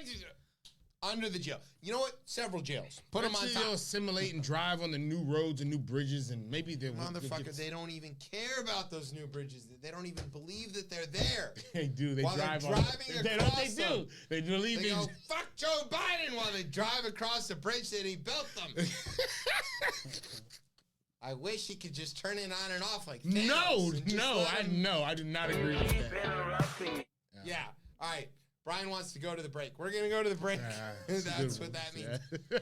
When we get back, we're going to talk to our guest, Earleybird, about... the real part of the show. Yeah, the real part of the show that we wanted to talk about. All right, you're listening to Chip Chat here on Beltway Radio and beyond. Sweeps!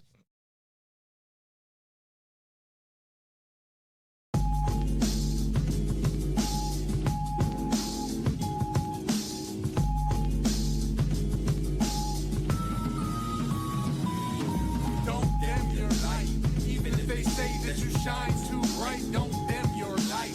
In this world, sometimes you have to fight, but the fire inside, don't lose sight, don't dim your light.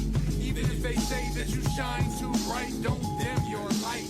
In this world, sometimes you have to fight, but the fire inside, don't lose sight.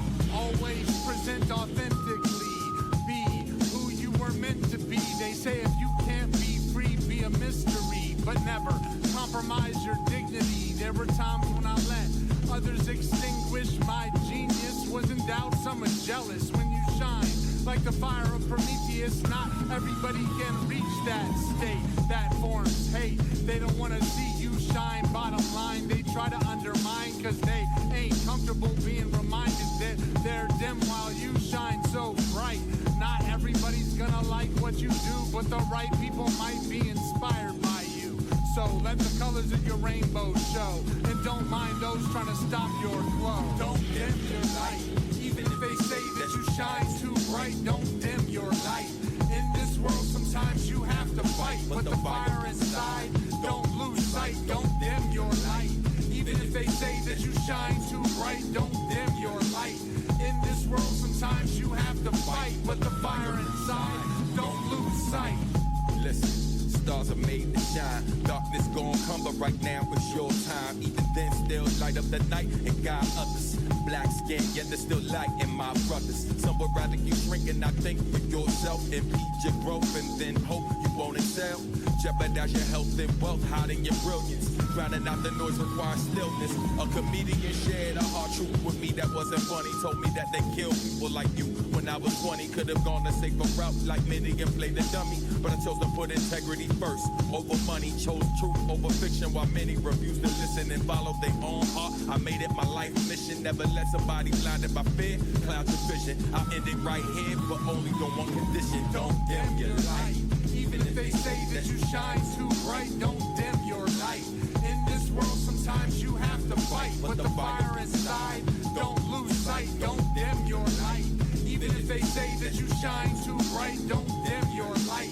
In this world, sometimes you have to fight, but the fire inside, don't lose sight. They might call you weird or queer, but what's really speaking is their fear. Unquestioned assumptions are the real authorities, only time will reveal. Don't be afraid to express how you feel, especially if it's at odds with the culture. Those who appreciate you being real will help you get where you're supposed to go. Sometimes it feels like you can't cope, like the lifeboat is sinking, like you're hanging from a thin rope. You may want to dim your light, but don't. When in survival mode, focus on hope. Together, we are unstoppable. Heal your wounds and start to grow. Let the colors of your rainbow show, and don't mind those trying to stop your glow.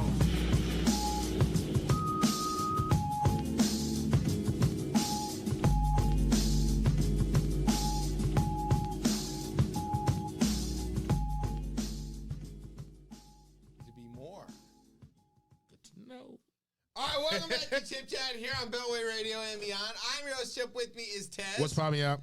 Hanging out with us is Earleybird. That was Yes. that was your song. Which song was that? That was Don't Dim Your Light featuring Substantial, also produced by Chrome. Shout out to Chrome. Shout out to Substantial. Oh, Substantial pretty great. just got back from Nepal and Japan, so he's doing big things. Oh, always. Nepal is like a hike.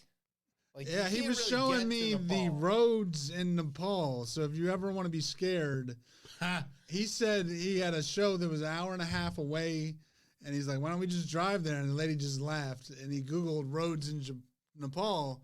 They all go through the Himalayas. Right. So God. if you want to get scared, look at some YouTube videos of these buses. He these, posted some videos yeah, of the roads. those unpaved roads on Yeah. a cliff with like so it took like 6 hours to get there. he had to fly there because But he had to take a helicopter. Yeah, to he's get not there. he's not taking the buses.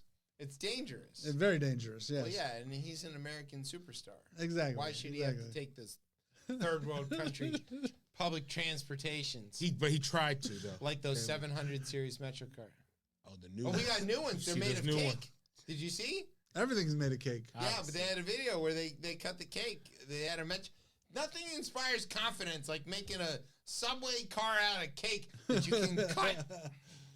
But the new train's supposed to be, Stay on the tracks? I mean, here's the thing. That's all. That's all we're Let's asking. start there. I love the bike. I love the bike racks. Yeah. I love. It seems spacious. It looks like it's more equipped for like if Greg Abbott comes to town. Like there's better thing. Between two cars pretty easily. Yeah, it's a nice touch. Seems nice, but the main thing we need these things to do: stay on the tracks. Stay on the tracks. Please don't jump, and just be break. Cool. Yeah, you should break. Stop. Eventually, we probably need to go back to operated by person. By persons. Yeah. Not on the red line. You can run on the silver line. There's no people on that yet. Yeah, not yet. They're trying. There was, and then they started. Not anymore. Not anymore. Okay. Earleybird. Hi. Hello. You have a new album coming out. Man, be working. We're going to get to in a bit.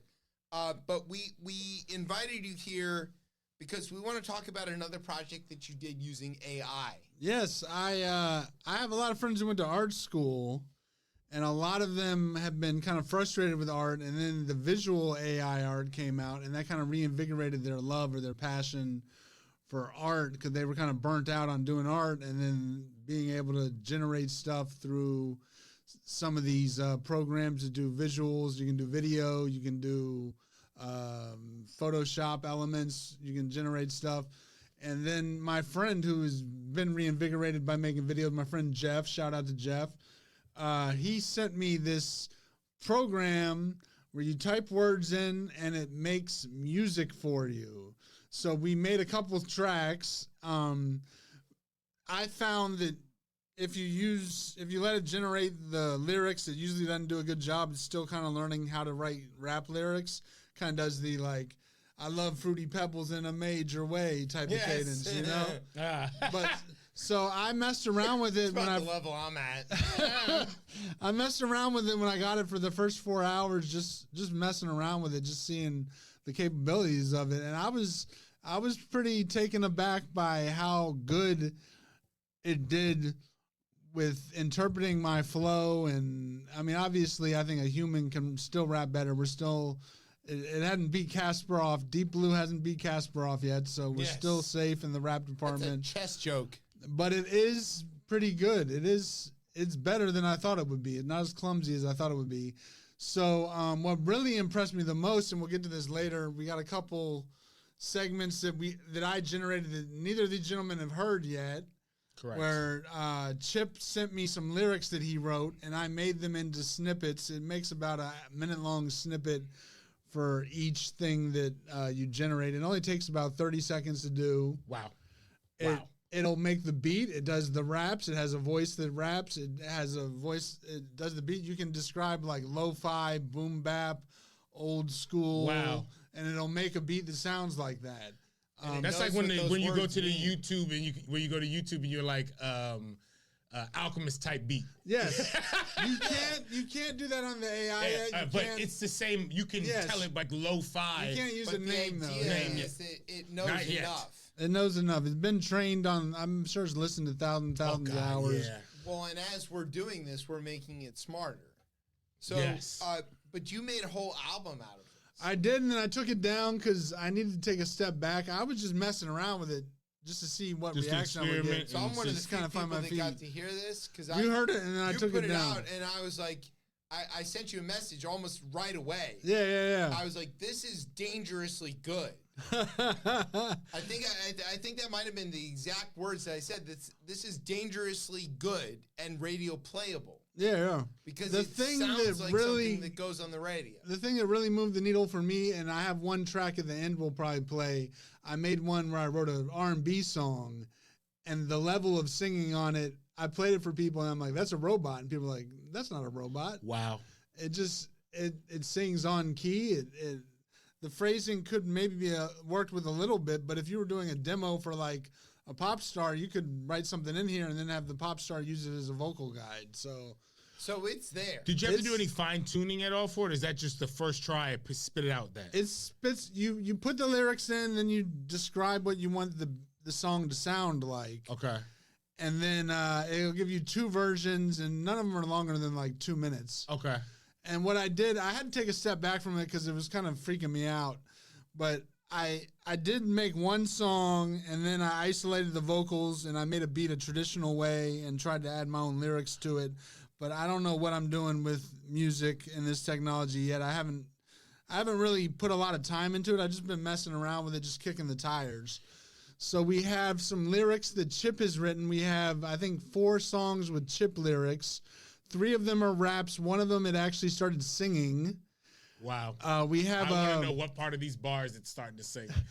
We have a promo I made for the Chip Chat radio show. Yeah. Hey. And then we have a song that's just an R&B song that I made that shows off the singing capabilities of the AI. So you guys have not heard any of this. No. You sent me lyrics that Chip Chat wrote, and you want to play the first one? All right, so Brian, you want to hit the first one? All right, let's hear it.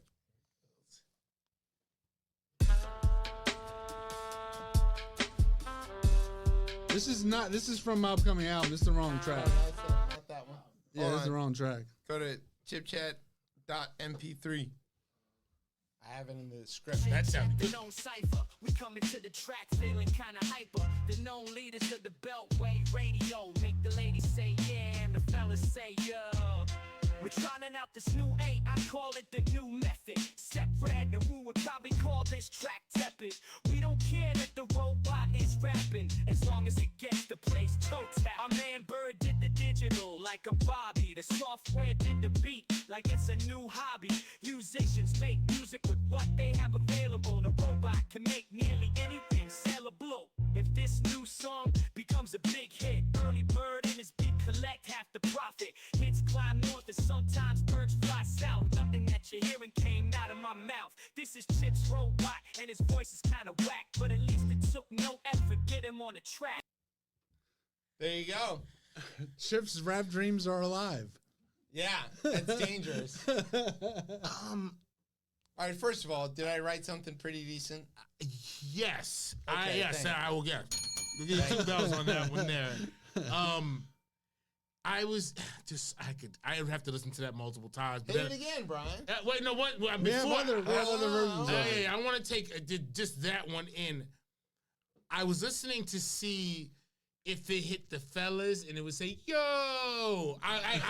Because now I'm like, well, as I heard it, I'm like, well, if you're going to start that way, like, how deep are you going to go into that? Right. I did find it interesting, like, with the hyphens in between saleable. That was very interesting. It almost caught up to it. That's kind of, Because one of the things that that's jarring in a weird way, yo. In a weird way, that's very jarring. So have you ever talked to somebody who doesn't listen? The beat to Have you ever talked to somebody who doesn't listen to hip hop and try to explain to them how you can make words rhyme that don't rhyme? Yes. And you tell them you can lean on the like certain assonance sounds. and You can lean on the vowel sounds or whatever. And so, like, that was available and saleable, and I was wondering if the robot was going to catch it, and it did. Yeah. That's really unsettlingly good. The way it was on, like, the beat itself that it decided to create. So you didn't make the beat. I didn't make the beat. It made the beat. I described the beat. I said like lo-fi, old school, hip hop, underground, something like that. And that's scary. It took like 30 seconds. It processed the lyrics and spits it out there. Can we listen to that track again? Oh, I don't know if he wants to listen to it here. He wants to keep on hearing his rhymes over. No, and over we again. got more versions of it. We have another version. Let's hear a new version of the other version. Yes, I want to go. All right, very intrigued. Hit the one that says copy.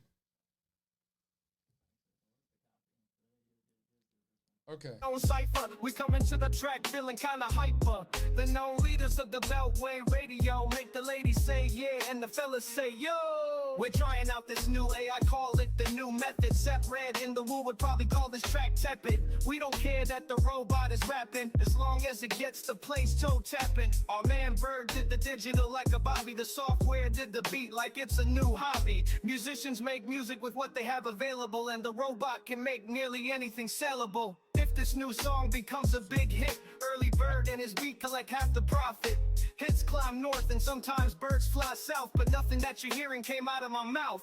This is Chip's robot and his voice is kinda whack, but at least it took no effort to get him on the track. So that's like a lot less, background and what's the beat or description on whatever. that on the beat? I probably put it spits out 2 for every time you process it. Interesting. So it gives you options. So that's both the same lo-fi. Yeah, it's the same description. So I think I just kept the description for most of the stuff. Wow, that's very interesting. The second verse, I know one of them was singing, so I think I put like female vocalist or something. And that's why it was singing. But it's fascinating because like I was gonna make me famous. I mean, yeah, it could. It could easily, right? Because I can write easily, but I can't rap. But I don't need to rap because I got the robot. I find it interesting where there's no offense to you, right? You're just getting into this. Please. But but like where there's. Listen, PlayStation 1, MTV. Oh God! Yes, I know the exact game you're talking about. It's not a game. Oh, it's a game. It's a game. It is. It's games on PlayStation. It's a game. It was literally the way that we could sample. Yes, I know what you mean. But it was the way that we could do it. Yes. In 2001. I'm very aware of that. PlayStation game. It was a game. Don't say it was not a game. MTV Beats. Oh God. God, I hope I didn't lose my thought on this. Oh, no offense to me, I can write really well, but you don't think I'm any good at it. Where there were too many words, it kind of sped up to kind of condense, like as if I knew I had put too many words inside a specific area of the verse. It did it to the beat, and I was like, oh, I can see where, right, and you can still hear it, but like, it's so new to do that. That's wild. Yeah. It's not like the Barney Rubble rap, you know? It new to like, there's a lot of words. It did on the flip, available and available, but it had a few little stumbles where it sounded like that's not the way I would have done it. If it's a robot. Right. It's still being ironed out. So it's still getting there. It's gonna get better though every time you do it. So every time we feed it stuff, it's getting better. Yeah. So the rest of the world should be ready for a ChipHop. ChipHop. He's taking hip hop. It's not. Look, that's crazy. It's no longer hip hop. It's hip hop. Do that on the own island that you can either go and be a dictator of. You can't just take it. What the hell? You have to go be your benevolent dictator. ChipHop. That's a Freudian slip. That's hilarious. That is hilarious. Do you want to hear the second verse? Yes. All right. Hold on. Do we have goals? We have a second verse. Yes. But you also wrote us a theme song. Yeah. Do you want to play that next? I don't know, Brian. What do you think? The theme song is all sung. Oh, the theme song. All right. Well, then don't play that. No rapping on the theme song. Let's go ahead and hit the. Oh wow! See, look at that. He said, "Look at." Well, I haven't heard any. Yeah, of course. I was like, why'd you say that? I was like, why would you go that hard against it? All right, let's go. I haven't heard it, so I don't know. True hip hop. He said, I don't want to hear that singing shit. No, I don't want to. He sung in the 80s. We got so much, so give you the news in case you didn't know. Keep the public well informed of the topic. Sometimes the news today is hard to process. That's why Chip and Tess will help you out, let you know what we're all about. We may tell jokes, we may drink a couple beers, and we thank you for listening all these years. Chip Chat Radio, and we're your host. I hope you enjoy what we promote. Okay.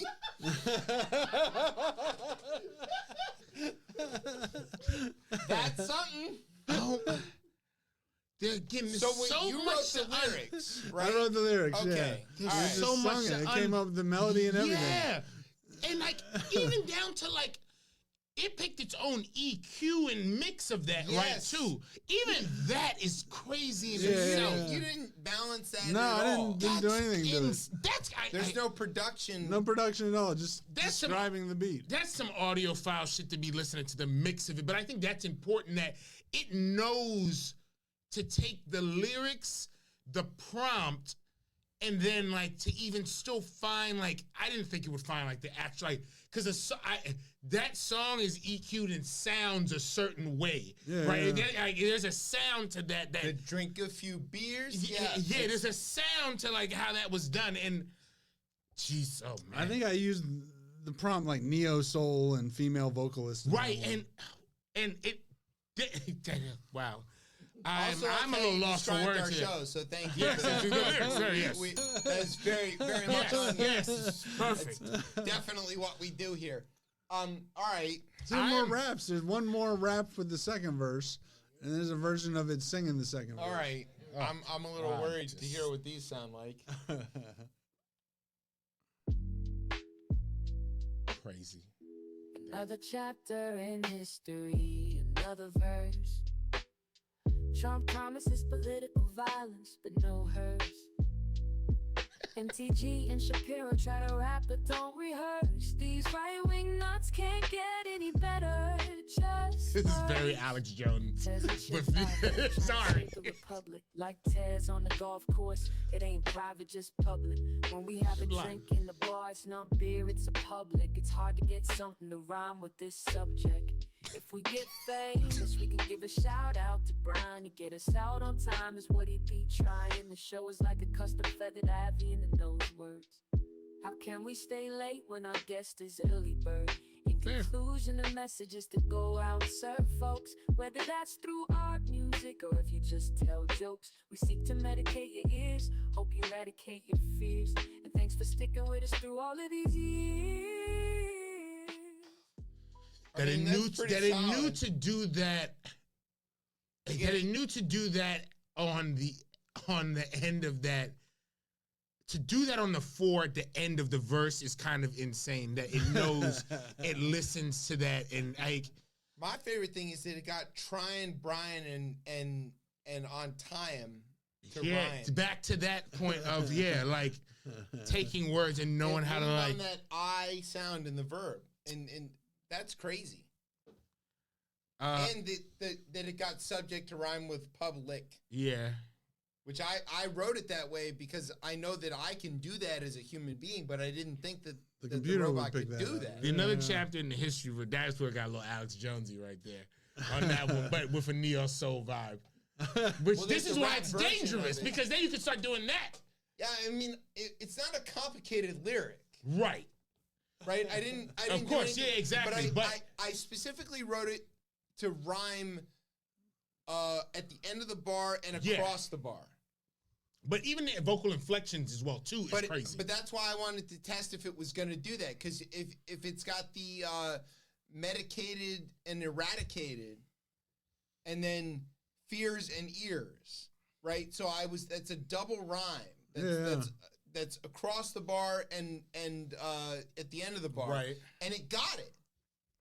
That wasn't, I mean, for human beings, this is an easy thing to do, right? Yeah, but for a robot, computer, that's insane. We read a poet and we can see that this is what they were going after and okay, I get it. You know, even if you've never heard it, right? You just read it and you can absorb that. But this thing picked it right up. And it's going to get better. And there's a rap version. That's it. Yeah. What's the fast version of that one? The rap version of it, of that. The second verse of this, right? The second verse. No, there's a Chip Chat copy part 2. Was that the first one you played? That one already played? Then Chip there Chat should be part a rap 2. version of it. Okay. The first one you played. Fire and Lane was that was. Oh yeah, okay. No, we played that one. So pretty much I played all 4 Chip Chat songs. Okay, there should be a 5th one, but maybe it didn't get. That was like a double. No, it's not a double. It just has. I should have named it better when I emailed it to you. That's my fault. Well, we can play it later. But like, the point has been made. This is dangerously good, and it's only going to get better. I guess that the question goes into like, right? You can be alarmed by this is one, like there's one way you can be, and that's all right, cool. But again, if it's already doing this and we know it's going to get better, I think we have to kind of embrace it in a sense and almost like, again, look at it as another tool. Well, you're not going to fight it. You can't fight it. And again, I think leaning in on what humans are great at doing, why we're one of the most successful animals. We are the successful animal on the planet. The cheetahs. We beat because, again, we know how to use tools. They're way fast, but we've got tools. You know, we have tools, and we know how to, again, should know how to cooperate. Exactly, right? We should be able to know how to cooperate. We should. So, again, this should be another tool where it's like, all right, like, is there a way, like, I remember hearing you saying this earlier where it's like, all right, I played around with it, but then I took what it made, took a beat, like how you would traditionally make a beat. And, like, again, these are, like, it's tools that end up getting used. So I'm interested to see how the tool gets used. You can be alarmed by it because there's a lot to be alarmed by. Well, you have writer's block, or you got a singer who doesn't show up, or you just want to test some ideas out of a reference track. Yeah, like, and I think, like, people might say. So imagine a scenario where I write this, okay? I wrote these lyrics. They're mid at best, okay? And I run them through the AI, and I learn to rap like the demo track. Yeah. And then I go in the studio and I present this as me rapping. Yeah. Is that me rapping? Or is it me learning to sing a song? Is this the audio books versus the audio? Are you reading versus listening? Is that what this is? I don't know. I mean, did you write the words? Yeah, I did. I assume if you've written the words, they're yours. Yeah. But so, like, I speak Spanish now. Yeah. Okay, but 5-year-old me did not speak Spanish, but could sing La Bamba like I did speak Spanish. Okay. Because I learned it phonetically. The song, yeah. But But you didn't write La Bamba. No, I didn't. There's the difference. There, right there. If you've written this but shit. How do you argue that? I mean, how do you argue? If you've written it, there's a law. We already have, I think, laws in place to do that. You'd think. We do. This thing can scrape the internet for anything. So you say, write me a song that is, about this content with this type of rhyme scheme in this style of rap, and then it gives it to you, and then you learn it. And then you walk in the studio, and that's yours. I see where you're going with that. I don't mean to you present what the robot made as your own. I'm saying you let it a reference track. You use it as a reference track, and then you. How's walk that different in than having a ghostwriter, though? And they're there already. It is, but people do that anyway. Different than a ghostwriter, but it's a robot ghostwriter. There's no person getting. You just don't. You have the words written. You don't know how to enunciate them, so you let the machine do it. The words written. That's fair. Yeah. That part. That's where I'll say it can get a little like. Go write me a rhyme about Robert Kennedy Jr. being the worst third-party candidate in the history of voting, who happens to have a bus fall on him. There's worse third-party candidates. All right, but continue. Keep cooking. Keep cooking. VP nominee who also has a bus fall on him in a lo-fi style. It'll write it for you. Right. And then I'll go in there, cut the track, and I'll be headlining the DNC convention. So this is where, he might be on that one. This is where the regulation has to come in, because I do think there needs to be. The second you regulate it, somebody's going to find a way in North Korea to do it or whatever. That's fine. How do you stop it? I don't think you're going to stop it. I think you need to be like, there needs to be a partnership between, again, whether it's creators. Again, the federal government does need to be a partner in this as well, too, because the drawbacks when this shit can get out of hand, like that whole like existential threat to like humanity is real. There one more track, Brian? I think there's an R&B track called Riddle. I think I sent him. Yeah. That's an R&B track I made. I forwarded that to you as well. Yeah, but again, there should be like a partnership, and like I keep saying, the cat is out of the bag. You're not going to be able to put this back in. Like, you need to, again, understand it. And I think the best thing that can happen is folks understand it. Are you able to hear the difference? No, it's very hard right now. And I think you should. I think these platforms should be open and honest and transparent, like some type of digital watermark that alerts you to this. Like, that has to be there. Well, what if people lie about that? when they submit. I'm sure they're probably already using this at the labels. I'm sure they are. I think that's where you need the large language model sets to like it has to be incorporated. Like this has to be baked into this.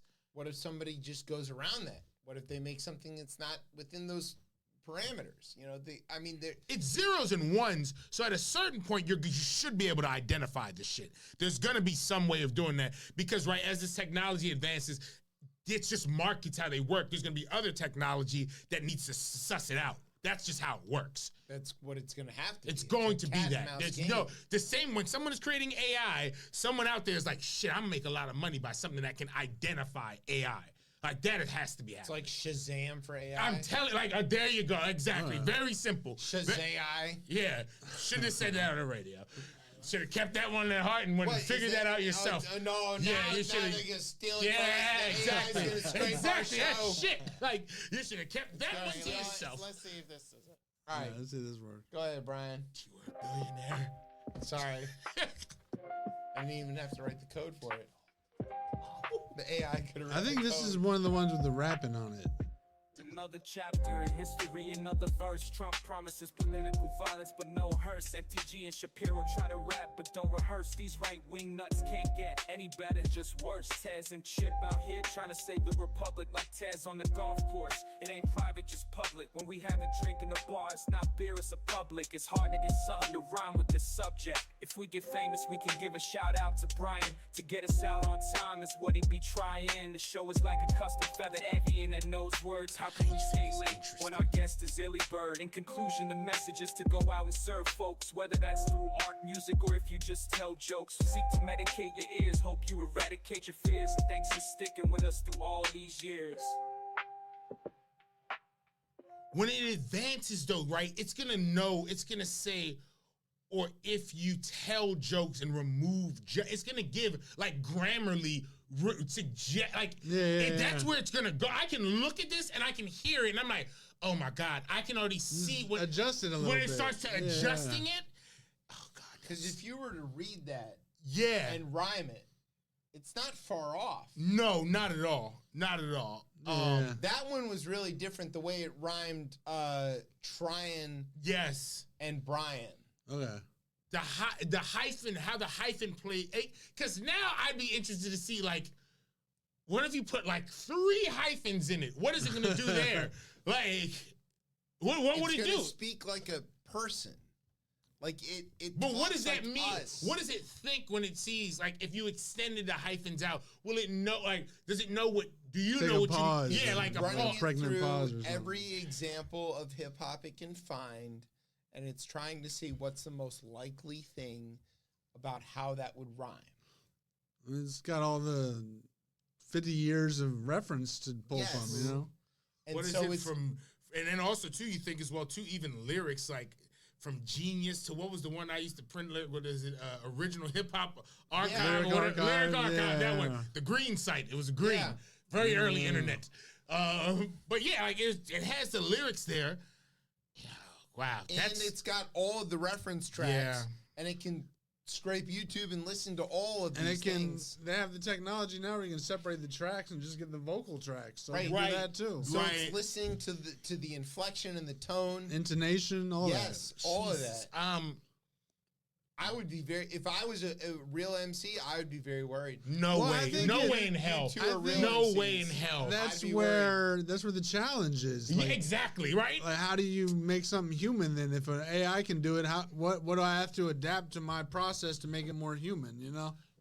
Why do you have to change because the robot is after you? Well, because they let the cat out of the bag. That's why it's not our fault that the John robot Henry is there. and the steam engine, you know? Yeah, but John Henry beat the steam engine. Yeah, and he died in the process. In that song, right? Yeah. Listen, there's no way in hell like I don't this. Have an AI to teach me to write bluegrass. This shit, and see, but there's where kind of like I think the difference Can between you make it write bluegrass?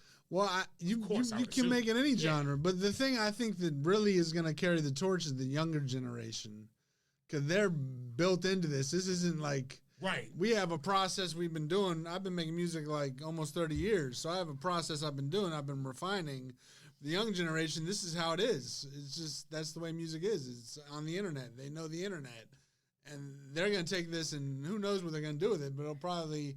So if I send you bluegrass lyrics, you can write a bluegrass song with this. Yes, you can do any genre. You go to the website, you can get like hard rock, you can get heavy metal, you can get any. I'm going to send you a bunch of stuff. We're going to make an entire album of me yelling stuff into a Google Doc. At first I could talk about this for like 4 more hours. It's going to be amazing. We'll cut you in. Please, thank you. First of all, like, I think just the essence of being like a human and like Homo sapien, the robot is never going to be more human than me, right? I think at the end of the day, I hope so. No, the hope is where you fail on that one. The human, like, I think as just a human is like, nah, because also too, it's you like right when it figures out what it's been fed, that challenges you to like, hey, well, what can I do differently? Yeah, and I think the robot's waiting for me to learn to do something different. It needs me. It's gonna learn it though. Cool, all right, that's fine. And then make something new. And then I hope that's where it goes. I also think too, like, right, I remember when I saw GarageBand kind of for the first time, and like even Pro Tools to an extent, and it was like, oh, this has now made it more accessible. Yeah, exactly. Right? It's made it more accessible, and I hope that's a good thing. Yeah. I hope that's a good right. Less barriers for people. I mean, you can make a bluegrass album now. Yeah, and like I'm trying to be positive about this. You are very skeptical because I know the other part of it is when it becomes more accessible, the market becomes flooded with everybody being able to do it. Now, I don't think it's necessarily a bad thing. I don't think it's a bad thing. I don't think it's a bad thing. I know why people would argue it's a bad thing. Yeah. I know why. I see your faces. The last time I was here, I was talking about how I think it's great that everybody can make a mixtape, but now we have the technology where everybody can make a mixtape. So yeah, and look, if this is your outlet and it like, it's fun. Yeah, I gotta admit, it's playing. We can't be anti-fun at this point. I'm not gonna like disregard that. I had a good time writing this stuff, sending it to you and hearing it back. That was a exhilarating experience for me. But I will say that I worry about the way this can turn dark. You should. I think that's good. Okay. I think it is a thing that we should. In the same way that people picked up Guitar Hero and said, "Oh, look, I can play music now," and you go, "No, you just learned to play this particular video game." It's not the same thing. Well, there are going to be those people who take it far enough for it to be art, and there are going to be those who do it casually, you know? I'm all for that. Yeah.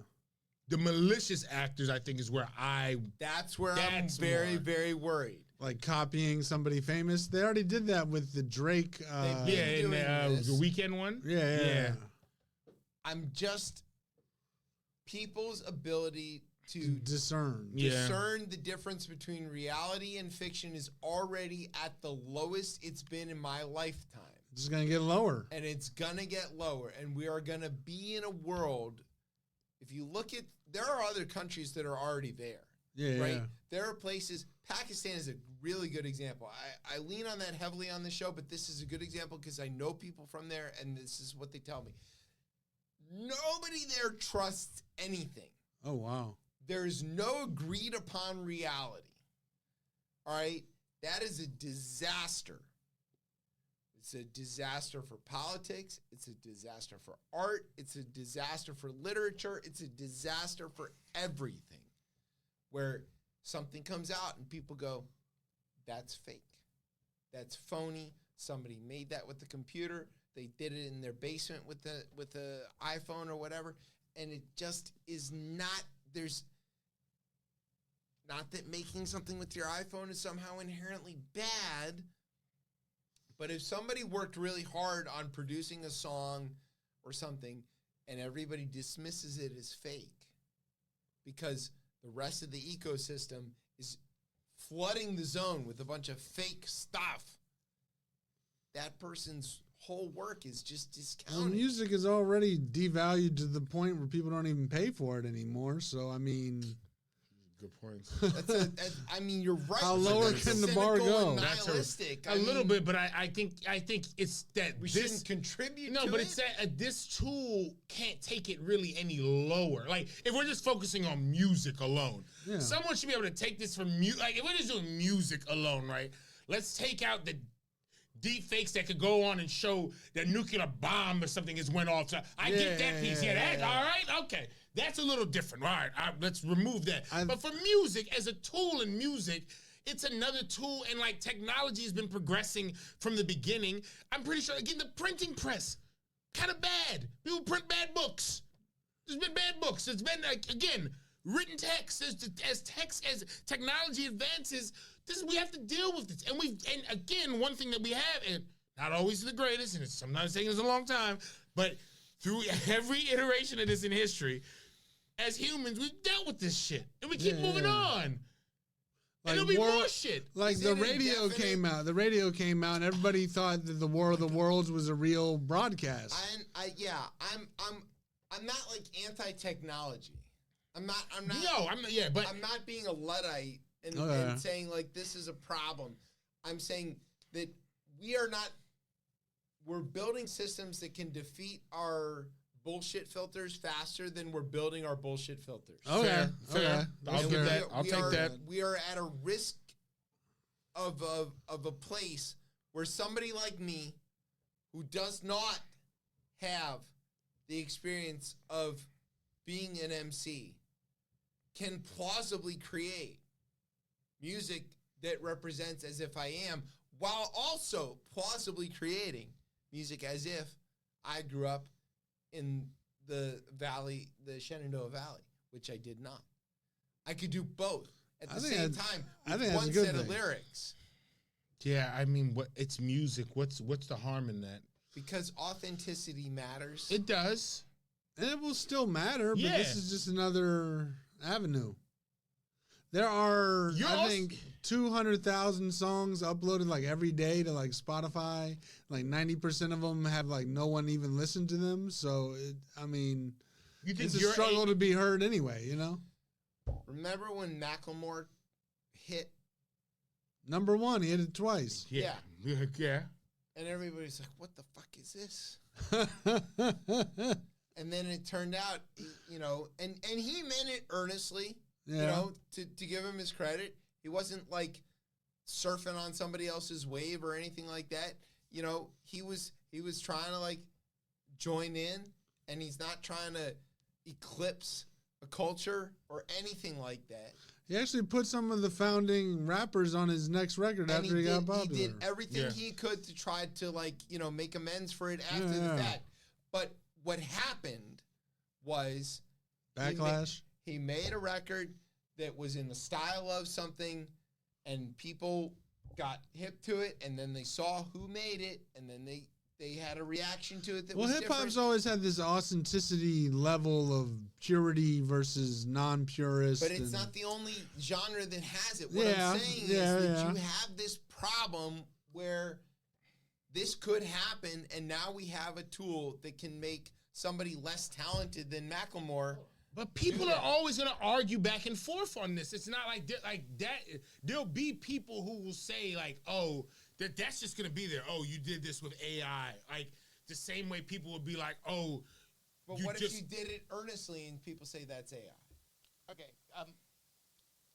As much as I've heard this, and I'm gonna date back everything here. Okay.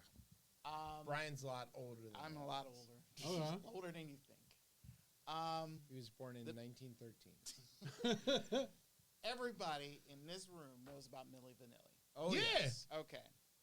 So the way I see this becoming a problem is that aspect. But the thing is, how do you market sound?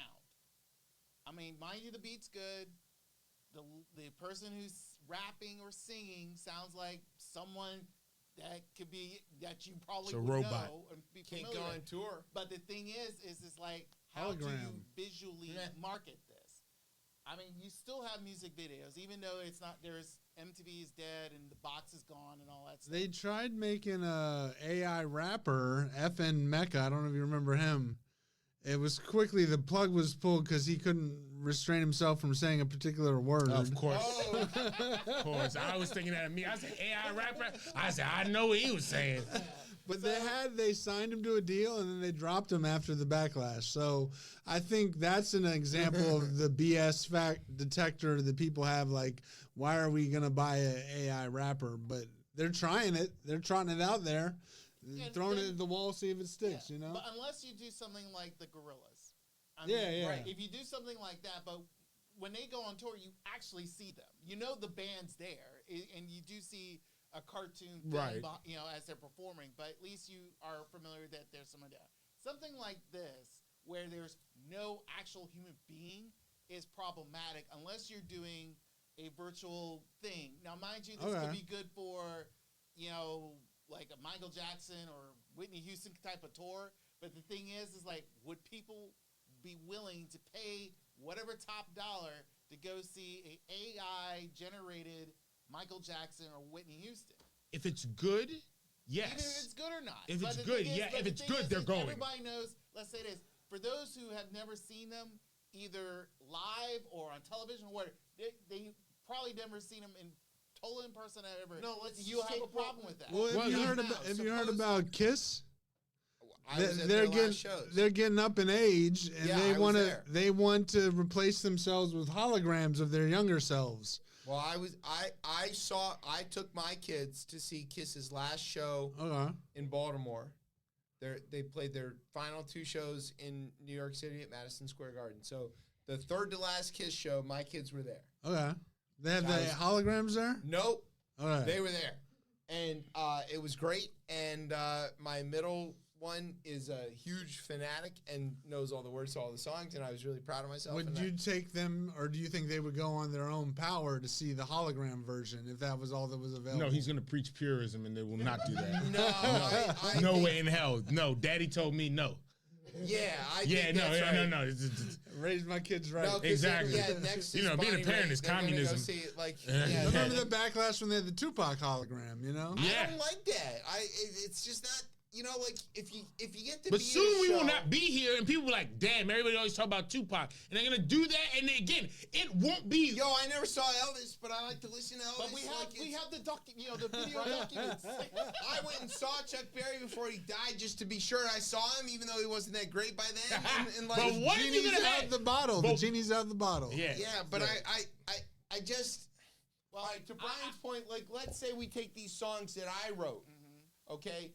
And then we go on tour with the AI version, and I'm the face of it. So I'm just out there Milli Vanilli-ing the shit out of this. MF Dooming. Yeah. You wrote the song, though. He actually sang his own stuff. No, you didn't hear about the Doombots? Yeah, I know. Yeah. But you wrote but again, you wrote this. So but it's still not... But it's like I said. Suppose you were the face of it. I know I can't be the one out there doing it. This is how Milli Vanilli Let's suppose I wrote a song that had the N-word in it. I can't be the one. That's real. Right. Have you heard what Riff Raff does during his live shows? No. He performs, but he has the vocals in the tracks, and he'll say every maybe 2 words every line. Just kind of nods his head. Same thing. He's there in person. He's not performing every single word of every bar. He's just sort of hanging out, listening to his music, chiming in every once in a while.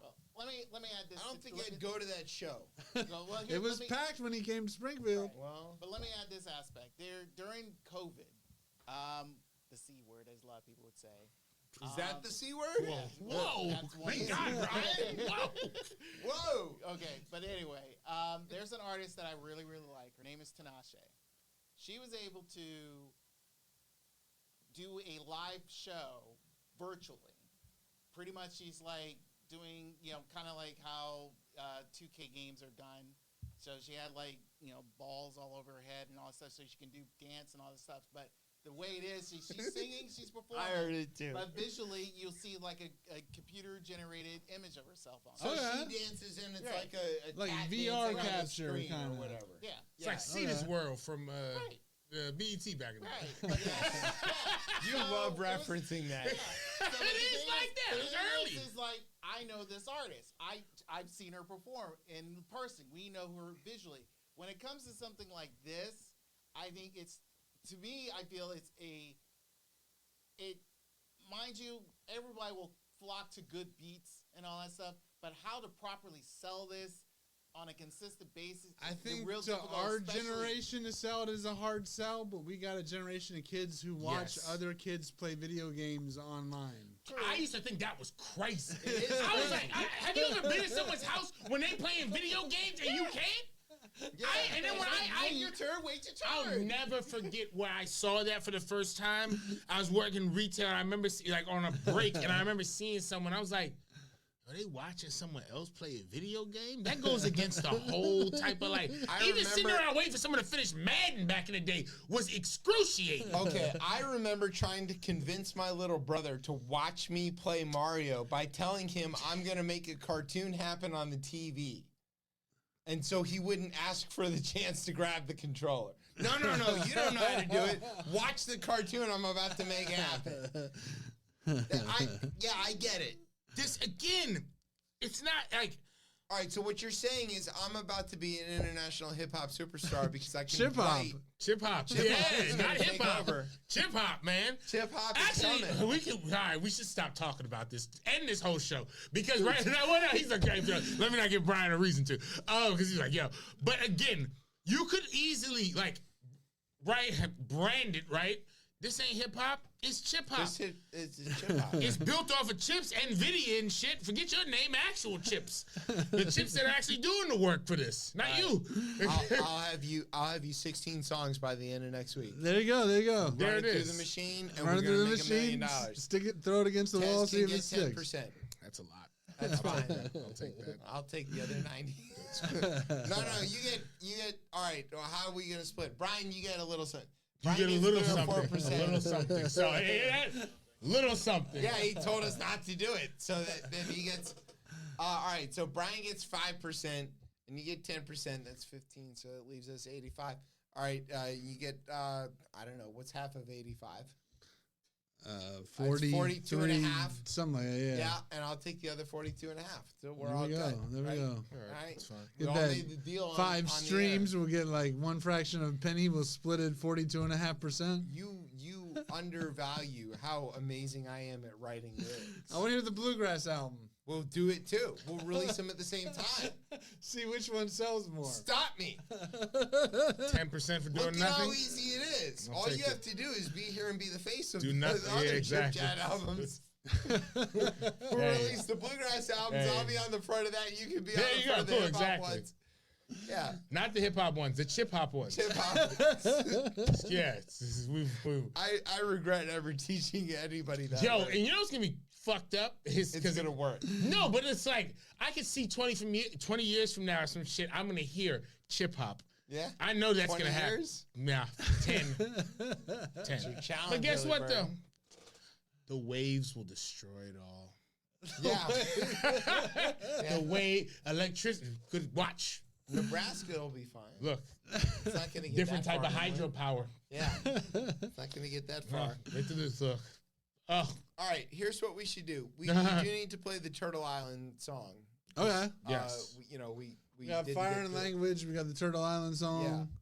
Yeah. Let's play the Turtle Island song and take a break. When we come back, tell you a little bit about before we play it, or you just want to go on blind? Well, we played the Fire Island. No, you started to, and then you realized it was not right. the AI play song. The Fire Island, yeah, and then we can set up the turtle. Yeah, okay. All right. The Fire and Language, and then we can set up the Turtle Island. Do you want me to preface it, or just want to play it? Let's play it, and then we can explain it, and then we'll play the turtle. All right. This is not AI. No, this is real. There's your Chip Chat disclaimer on Beltway Radio and beyond. Sweeps.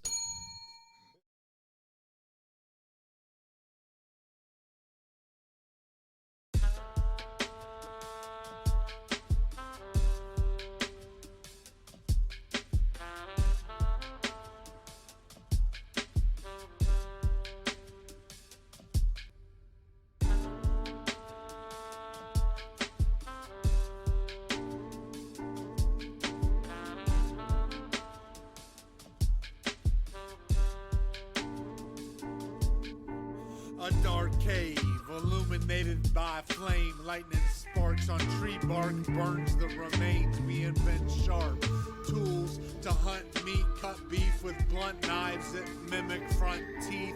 Elusive, the flame dances to its beat. It can't be contained, slightly out of reach. Experiment with flint, wood uses kindling. It starts to singe and then goes up in flames. The discovery of fire is taught. Burning flesh of wild animals caught during hunts, killed with blunt objects, ruling by force before the first humans domesticate the horse.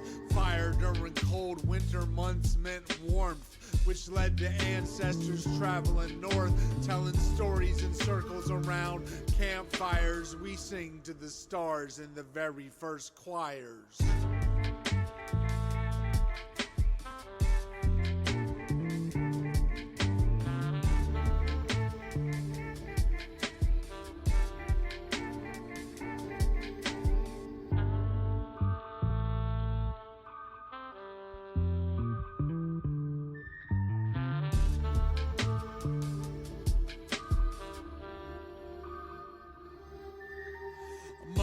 Shrieks, howls, sounds form from mouths. The meaning of words by tribes were passed down before they were written on tablets and reeds. Before we could read, the voice was all you would need to convey concepts vague, translate dreams, ideas to which everybody agreed. From the mind to the mouth, thoughts become words, subtleties of meaning when something is inferred. Abstract beliefs able to be vocalized, which allowed humans to now be mobilized across distances. Words travel like birds, nothing unites the herd like a voice being heard. The mind's narrative air comes from the lungs, lips move in sequence, rolls off the tongue, sound reaches the ear, invokes a picture into the mental when the memory is triggered.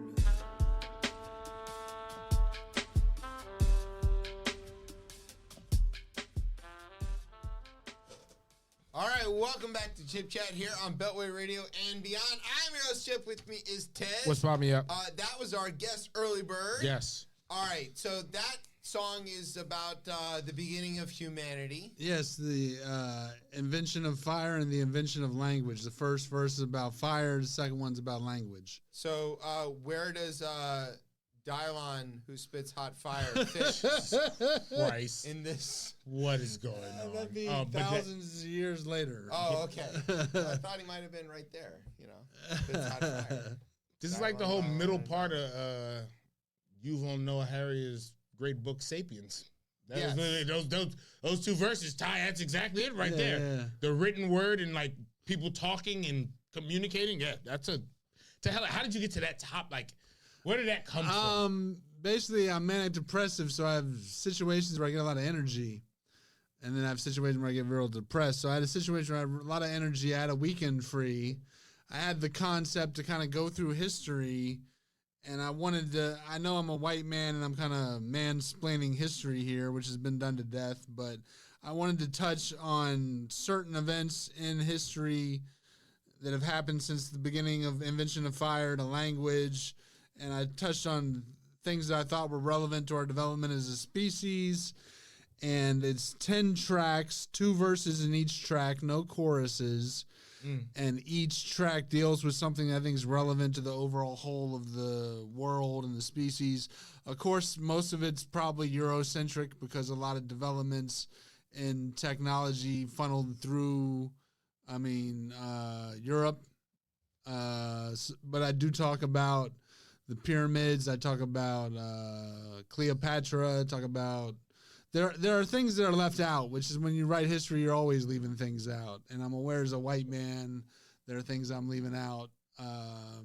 But I tried to touch on things that I thought were relevant. By the time I got to the 19th and 20th century, things were happening so rapidly that big chunks of stuff is left out. I could have done a whole album just on some of these verses, you know? And it really begs the question, what do you leave in, what do you leave out? If you've only got 10 tracks, 2 verses per track, there's a lot of stuff being left out. One thing I thought of, I made the album in 2 days. I produced it, recorded it, wrote it, did the whole album in 2 days. which is crazy. Well, I had the manic energy, and I was gonna say, right? I get like tuned in, and I focus on it. Right, you're just locked in, and you just knock it out. Yeah. So I look at this album kind of like a side quest because I have an album coming out in September. It's a double album that I've spent the last 2 years working on. This was a little side quest I took for a weekend, and I finished it about a year ago, and it's coming out tomorrow, tonight, whatever. So this was just a little experiment in writing and history, and I learned things. And I remember growing up, I would listen to Stretch and Bobbito, and they would have KRS on, and he would rap about how Jesus was whitewashed through history, through the painting of the Sistine Chapel. And I would learn through that stuff, you know? Yes. I went to a trivia game, and my friend Silent Mind from Virginia Beach, shout out to Silent Mind, I actually got a trivia question because he has a line where he goes, Silent Mind, point to the stars like Ptolemy. And there was a question about Ptolemy, and I was like, I know who that is through rap. And you learn these things through rap. Like when I was growing up, I learned about the West Coast. I learned about the East Coast. I learned about different boroughs in New York. So you can visualize, rap's very powerful. You can visualize these things. So I wanted to kind of just tackle history. And the next track, when we get to it, is about first contact, the slave trade in Turtle Island, and the original sins of this country. I don't know if you want to play it now or you want to talk a little more. We're going to play it in a second. Okay. What I want to know is, we're going to play this track, and there's more to come, right? People, this comes out literally tonight. Yeah. So if you're tuned in, where can everybody get it? It's on Spotify. It's on iTunes. All the DSPs should be on there. All right. The name of the album is History Rhymes. History Rhymes. Yes. Great record. Which comes from I believe it was Mark Twain who said, history doesn't repeat, but it rhymes. It rhymes. That's right. Great title. So let's preface this by saying, before we play this track, y'all heard that the Fire song first. Nobody else has heard that. Yeah, exclusive. It's an exclusive. The song we're going to play about Turtle Island, that's also an exclusive. Yes. So I want to build up a little bit to that. Go ahead. Because there you go. That's how you go. And I might be misremembering this, but I feel like I was just reading about this idea of Turtle Island in this indigenous woman's book. And is that where it comes from? That's what the natives referred to. This land is Turtle Island.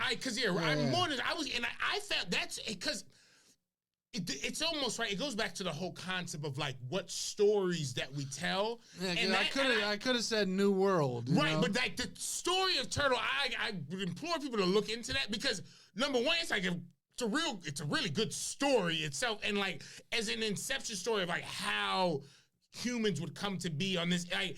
It makes a lot of sense, and it almost as I was reading on this, it almost talked a lot about reciprocity and you give to the earth gives back to you.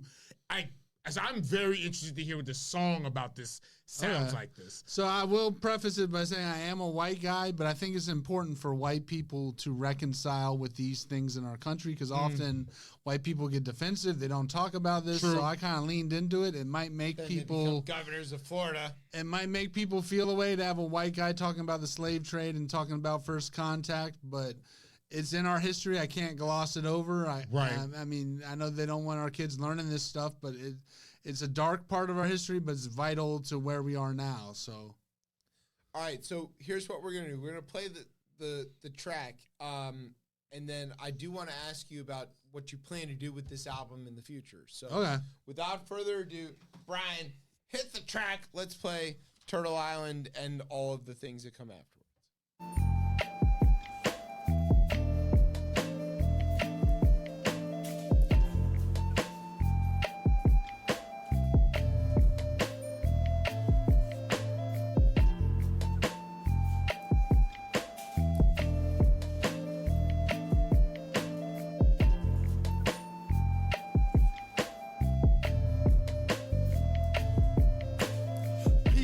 Sit upon the shore of Turtle Island, see a strange phenomenon. On the horizon, a pale man sails his ship into harbor, and more begin to emerge onto land from the water. They gaze at each other. First contact occurs, but the language barrier prevents the exchange of words. They don't know small microbes transmit disease. The natives in awe of the white man's technology. Settlers call them naive. They wear no clothes, bare breasts exposed, earlobes pierced with gold. They trade compasses, pots made of iron and clay, but the guests then decide to extend their stay. Disagreements soon, small conflicts start when the white man tests if his metal is sharp by cutting off hands and limbs of little children, raping women, branded insignias on their skin.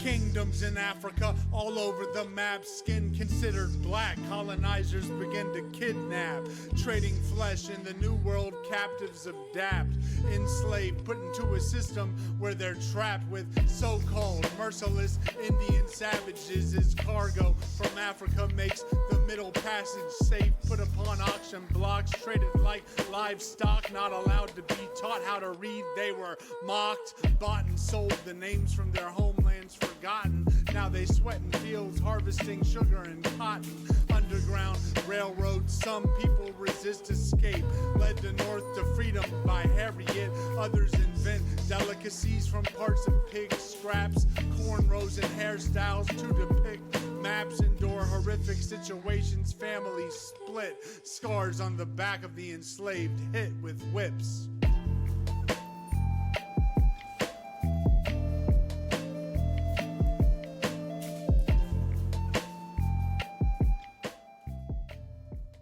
Welcome back to Chip Chat here on Beltway Radio and Beyond. I'm your host, Chip. With me is Tez. What's popping out? That was tracked by our guest, Earleybird.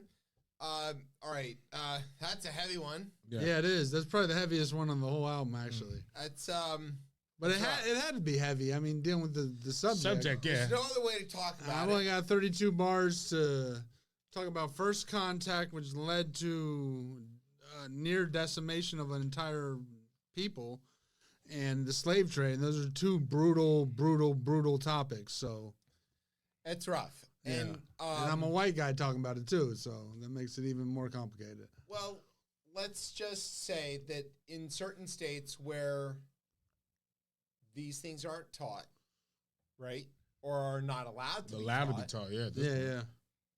We're looking at an environment where art may be the only way that we can get this message out there. You know, we are seeing folks have to self-educate. We're seeing the resurgence of Sunday schools and in black churches in particular, in places like Florida and Alabama and things where they're not even teaching about gospel stuff. They're just teaching history because it's the only place they can safely do it. Oh, wow. I didn't know about that. And, homeschooling groups, civic-minded groups, it's a shame.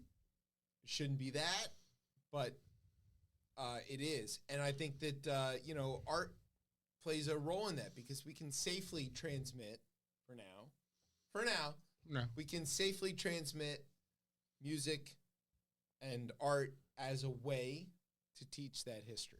But and I feel like art's always kind of in a sense done that. Like, even to your point earlier, like you listen to hip hop songs and like it could teach you things that you would never see in like a curriculum in schools that you would expect to see it there. But you would hear it in the music. So I think like this a continuation, like I've always, and even if it's not even that history, I remember even earlier, like hip hop specifically, but all genres of music, like I've always been like passionate about the music that feels like it takes me into whatever that world is. So whether it's in history, whether it's like, hey, I've never been to Compton, but right? The music that was made out of that could make you feel like you were there, That's or right. in Chicago, or in Miami, or wherever it is, or like in Massachusetts or Boston. You learn through music. A Yeah, lot of us do anyway, Yeah, definitely. or through reading, or any of these other things. So art plays a role. I guess congratulations for being willing to tackle such a hard topic. I mean, the world is full of tough stuff. Yeah. Right. Earlier this week, we got a sentencing out of this terrible series of hate crimes that were going on in Mississippi with these cops perpetrating this awfulness. And, every time it came on the radio, on the news radio, which I listened to a lot, I switched it off. It was too much. I couldn't listen to it. It made me sick. I couldn't deal with it. One of our compatriots on this network, shout out to Jay and King's Table, he tackled it head on. Yeah. He talked about it, and he dealt with the subject, and I was listening in, and I was sending him messages and stuff, and even now, just even talking about it, I wasn't strong enough to confront this. Okay. I wasn't ready to listen to it, filtered through however many people, and tough stuff out there. So art plays a role. Yeah. Art plays a role in communicating those things that are hard for all of us to deal with. Speaking of things that are hard to deal with, we're in a post-Dobbs world. Mm-hmm. The end of Roe, the end of choice in this country. And, there are women who are in peril all over this country, specifically in states like Louisiana, where these abortion bans have gone into effect that are so strict and so draconian that they're costing lives. They're costing lives of women. They're costing lives of babies. They're destroying families. They're traumatizing entire communities. They're driving doctors out of these states. Right. They're increasing the rate of maternal death. This story is a long one, and I don't want to go too far into it, and I really think I mostly want to skip it for sake of time and for sake of sanity. But right. Suffice it to say, there is necessary emergency medical care that is not happening because doctors are afraid of being arrested in states where laws have been passed by people who have, frankly, no clue how reproductive systems work. And this is costing lives. And the party of life is out there celebrating the defeat of Roe while women with ectopic pregnancies are dying, while babies are dying, while women who could have more babies, who want to have more babies, are dying. Yeah. Because they can't get necessary health care. I don't know how the party of life squares that. No. I don't know. No, there's going to be a huge backlash against this. We've seen it. We've seen it in two elections. We've seen it in 2 elections, and it's not going to stop. God help the Republican men whose wives have had miscarriages, whose sisters have had miscarriages, because I know mistresses have had mistresses Yes. who they paid for the abortions of. I know that none of you men can think of these women as needing health care for their own sake and only in terms of yourselves, and I understand that. You're far too stupid to understand that other people have feelings and needs. But some of those people who you don't understand have feelings and needs are related to you. Or in some cases, your property, depending on what state you're in. Yeah. And they are in peril from the decisions that you have made. And Lord help you, that they will have to suffer to teach you the lesson that you will probably never learn. It's terrifying. It's terrifying out here as another human being to know that there's people who are at risk. And I don't want to do a deep dive into. It's too hard to confront. But we But I did think- have OBs on this show, Yes, and we yeah, did ask we've them had- about we this asked- preemptively. we and did they before. They told us it was going to get there. We heard all that. of this. I think I really look back to 2016 and like when you talk about playing the long game and like your internal feelings about like what's up there or like you want to shake the fucking system up and do all these fucking things, right? Because like your own, a lot of people who want to do that too are like, I like to say you're bored with your own fucking life. They're too and, secure. And everything is good to go. You don't feel the consequences of this. Even and like anybody who was like, oh, well, I don't want to vote for because I don't like her. And it's like, you're not even thinking about the game of like the game of politics. And I hate that it's not a game, but it is in a sense of like, hey, you know what we need? Like, I need 3 Supreme Court justices who are going to overturn the right to choice. I need 3 of them. And how do we get 3 of them? The evangelicals who believe in all right, and you're the one issue voter. And like on the flip side of that, for anybody who stayed home, right, and you're allowed to do that. I'm not saying that. But when you think about that, right, I can draw a line to that. I can draw a line to that and be like, if you're pro-choice and you stayed home in 2016, this is on you. Like, and I get there's a deeper thing that goes into it for the reasons why people don't vote. All right, I'm there. I understand that probably six states in this country control the outcome of the presidential election. Fine. I understand all of that. But like, it's a bad bet. It's a very bad bet. And like, I'm not saying like we kind of baked our own cakes for this one, but like, that man shouldn't have won that in 2016. He didn't win. Yeah, well, he didn't win the popular vote. No, that doesn't matter. Right. That's not what we're here to win. He won the electoral That's college. what I'm saying about the game of all of this shit. And it's not a game, but again, this is, and I get like, this is, right, this is the, like, let's just take it as basketball, right? There are rules in basketball, That's right? And like, in order to, in a sense, win in basketball, you gotta play by the rules. Again, we allowed folks to change the rules, right? Folks have changed the rules, and even like when there was a chance, like I feel like a final chance, right, to like try to rectify some of this stuff, and for personal reasons, which are probably valid in some areas, people decided to make that choice. And we're here now because of that. And I think we should scream about that loud because this could have been avoided by a couple, 40,000, 60,000 votes maybe in certain places. Handful. So I don't know. It just should not be. Like, the fact that this got overturned is because, again, people, we play around with this democracy. We might play around one more again. Make them feel the pain of their decision. It's going to happen. I think people make them feel the pain at the ballot box of their decision. Women, if that's going to happen. If the women of America decide that this is completely bullshit, and I got to say, for the men who think that this doesn't affect them, wake the fuck up. Wake the fuck up, because this is all, your whole life revolves around. Yeah. If punish them at the ballot box. Punish them relentlessly for a generation in the same way that the South voted for Democrats for 50 years because FDR rescued them from the Great Depression, right? Punish the Republican Party for overturning Roe v. Wade for a century. Never let them into power again, because every second that they get in power puts women in jeopardy, puts families in jeopardy, puts babies in jeopardy, puts Americans in jeopardy. One of those groups applies to you. I don't care who you are. Yeah.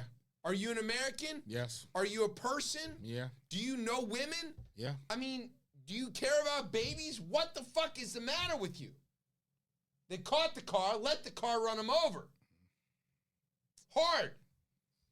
With knobby tires. It's a tone issue in this segment. we had bad tone on that segment. Moving on. Bad tone. Terrible tone. It's not terrible. Yeah, it's bad tone. Fight the fight. No one's like... Write checks. Donate. Do something. Yeah. March. Something. Fucking vote. Don't boo, vote, right? Please. Isn't that the line? Please. All right. Go Blue. Up in Michigan. My favorite place it is in Virginia. That's crazy. It is It is your favorite place. That is in Virginia. This is a wild story. All right, an attorney involved in efforts to upend the results of the 2020 election was arrested in federal court here in D.C. This weekend in order to turn herself in to authorities back up in Michigan. Yeah. As civil and criminal cases involving claims of voter fraud collided. Collided is interesting. So Stephanie Lambert, she was in court representing the former CEO of Overstock.com, which is an insane beginning of this story, because he was fighting Dominion. He was saying Dominion lies. He's fighting charges from Dominion suing him into oblivion for lying about their voting machines. Okay, cool. Get it. Yeah. Regular, run-of-the-mill, Trumpista bullshit. Yeah. It's fine. Whatever. Failed business, hanging out with another failed businessman. Right. It's just the same, exactly, right? It's, right. Hell is the same. Here we go. Then they ended the trial. Yeah. And the judge was like, hey, can you hang around for a minute? One more. Lambert was in D.C. federal court Monday representing former Overstock CEO Patrick Byrne, who was being sued by Dominion Voting Systems for repeatedly and falsely saying that the company's machines were used to tamper votes in 2020. They were not. But she was the one being questioned and asked why she made public thousands of Dominion documents that she had sworn to keep confidential. So, basically, the judge was like, hey, can you hang around for a minute? And then the marshals came and they locked the doors and they're like, you're under arrest. Yeah. Why was she under arrest, you might ask? Well, because she divulged all of the discovery stuff in the case to some random-ass sheriff in the middle of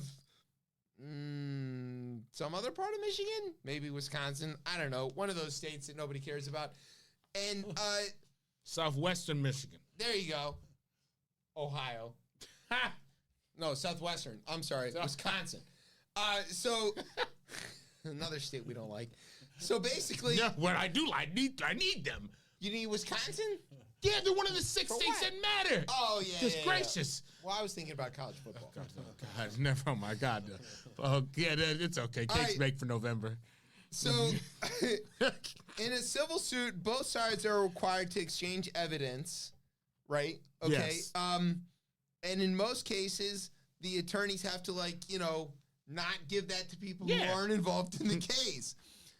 Lambert, this attorney who was arrested and is facing charges, argued in court that she was under no obligation to adhere to the protective order because the emails that she received as part of this discovery, quote, contained evidence of a crime.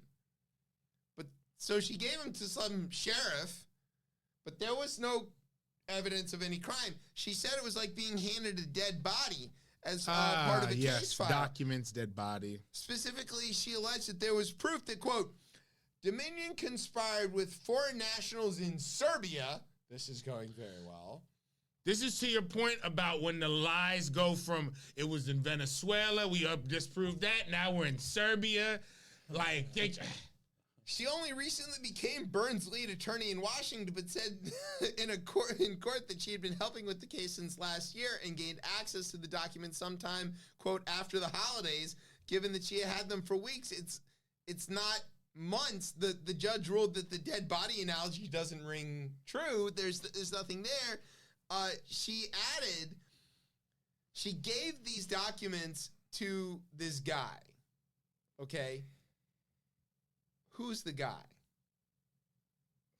He's a guy that she claimed was a national intelligence asset. He's an FBI informant. He was not an FBI informant. Oh, God. That always goes well. Lambert added that Byrne shared the documents with, quote, the U.S. Attorney's Office. She said she didn't know which one. There are 93 U.S. attorneys in the United States, just for reference. Lambert argued that Byrne is, quote, the guy she's representing, is, quote, a national intelligence asset who is entitled to share national security information with law enforcement. Byrne left Overstock after saying that he had been instructed by the FBI to pursue a romantic relationship with Maria Butina, who was the Russian national who pretended to be an NRA girl, honey, and caught all these guys in this honeypot thing working for the KGB. He was like, no, the FBI told me to go out with her, which he definitely didn't do, by the way. What? What the fuck, man? We told you all this shit was going to happen. These people keep doing it. I don't have anything to say to that. I have nothing to say to that. And finally, in Florida. Okay, you may remember we've covered this story several times on the show. Yeah. Is this the in Florida or not? No. This is not Florida or not. This is just straight. This is happening in Florida. Okay, so this did happen in Florida.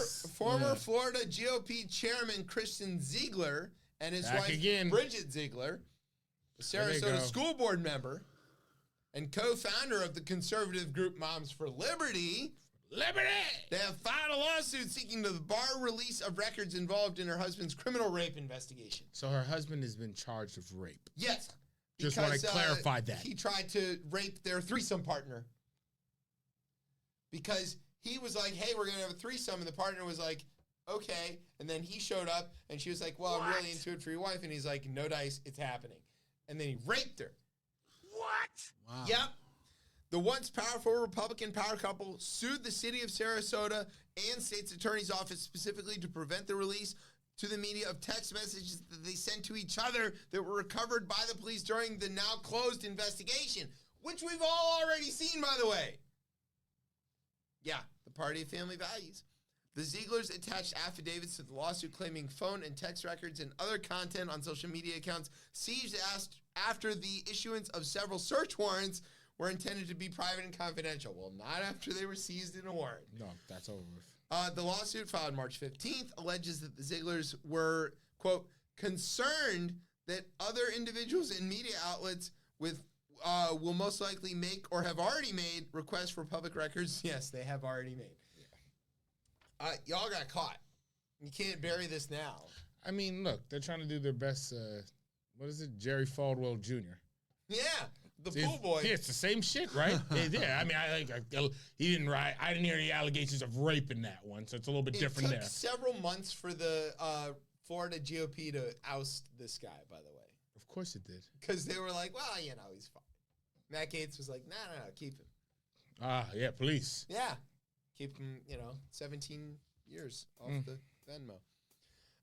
Both police and state's attorney cited inconsistencies in the victim's memory of events based on, quote, substantial intoxication, the trauma that the victim was experiencing as a factor of the decision. So they're awful. It's worse. They drugged her. It's okay. Oh, wow. You hear that music? I do. It means we've come to the end of the show. Early. We want to say thank you. Thank you to Earleybird and your robots for all of the music.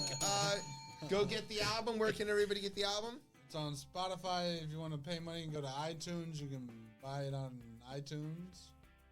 There you go. There it is. All right. Thanks to NOTN for keeping us on for another week. Maybe. We don't know. Thanks to our radio partners, Shortwave, Longwave, and their little cousin, Microwave. Thanks to our home on the interwebs, CoPlayMedia.com. And thanks, as always, to our family here at Beltway Radio for making us sound as smooth as Stumpy the Cherry Tree. All right, where can everybody get you on the social medias? You can find me on Instagram at KetchumCordy. You can find me on Twitter or X, whatever you call this at this point, at DC Cortez. It's baseball season, so I'm back. And you can always find me being a flaming liberal on that flaming liberal site, Blue Sky, at DC Cortez. All right, Earleybird, where can everybody find you? I'm on Twitter and Instagram at Bird Boogie. And you can go to my website, getthatworm.com. Keep up on the latest. Such a great fucking website, URL, and man. yes, it's so good. getthatworm.com. So good. All right, and you can find me and the show on the Twitter at ChipChatR. You can find us on Facebook or Instagram at RepChipChat. And you can, of course, find us every Thursday night here on Beltway Radio and Beyond. I'm Chip. That says that's Earleybird. You've been listening to Chip Chat on Beltway Radio and Beyond. I'm ready to go home.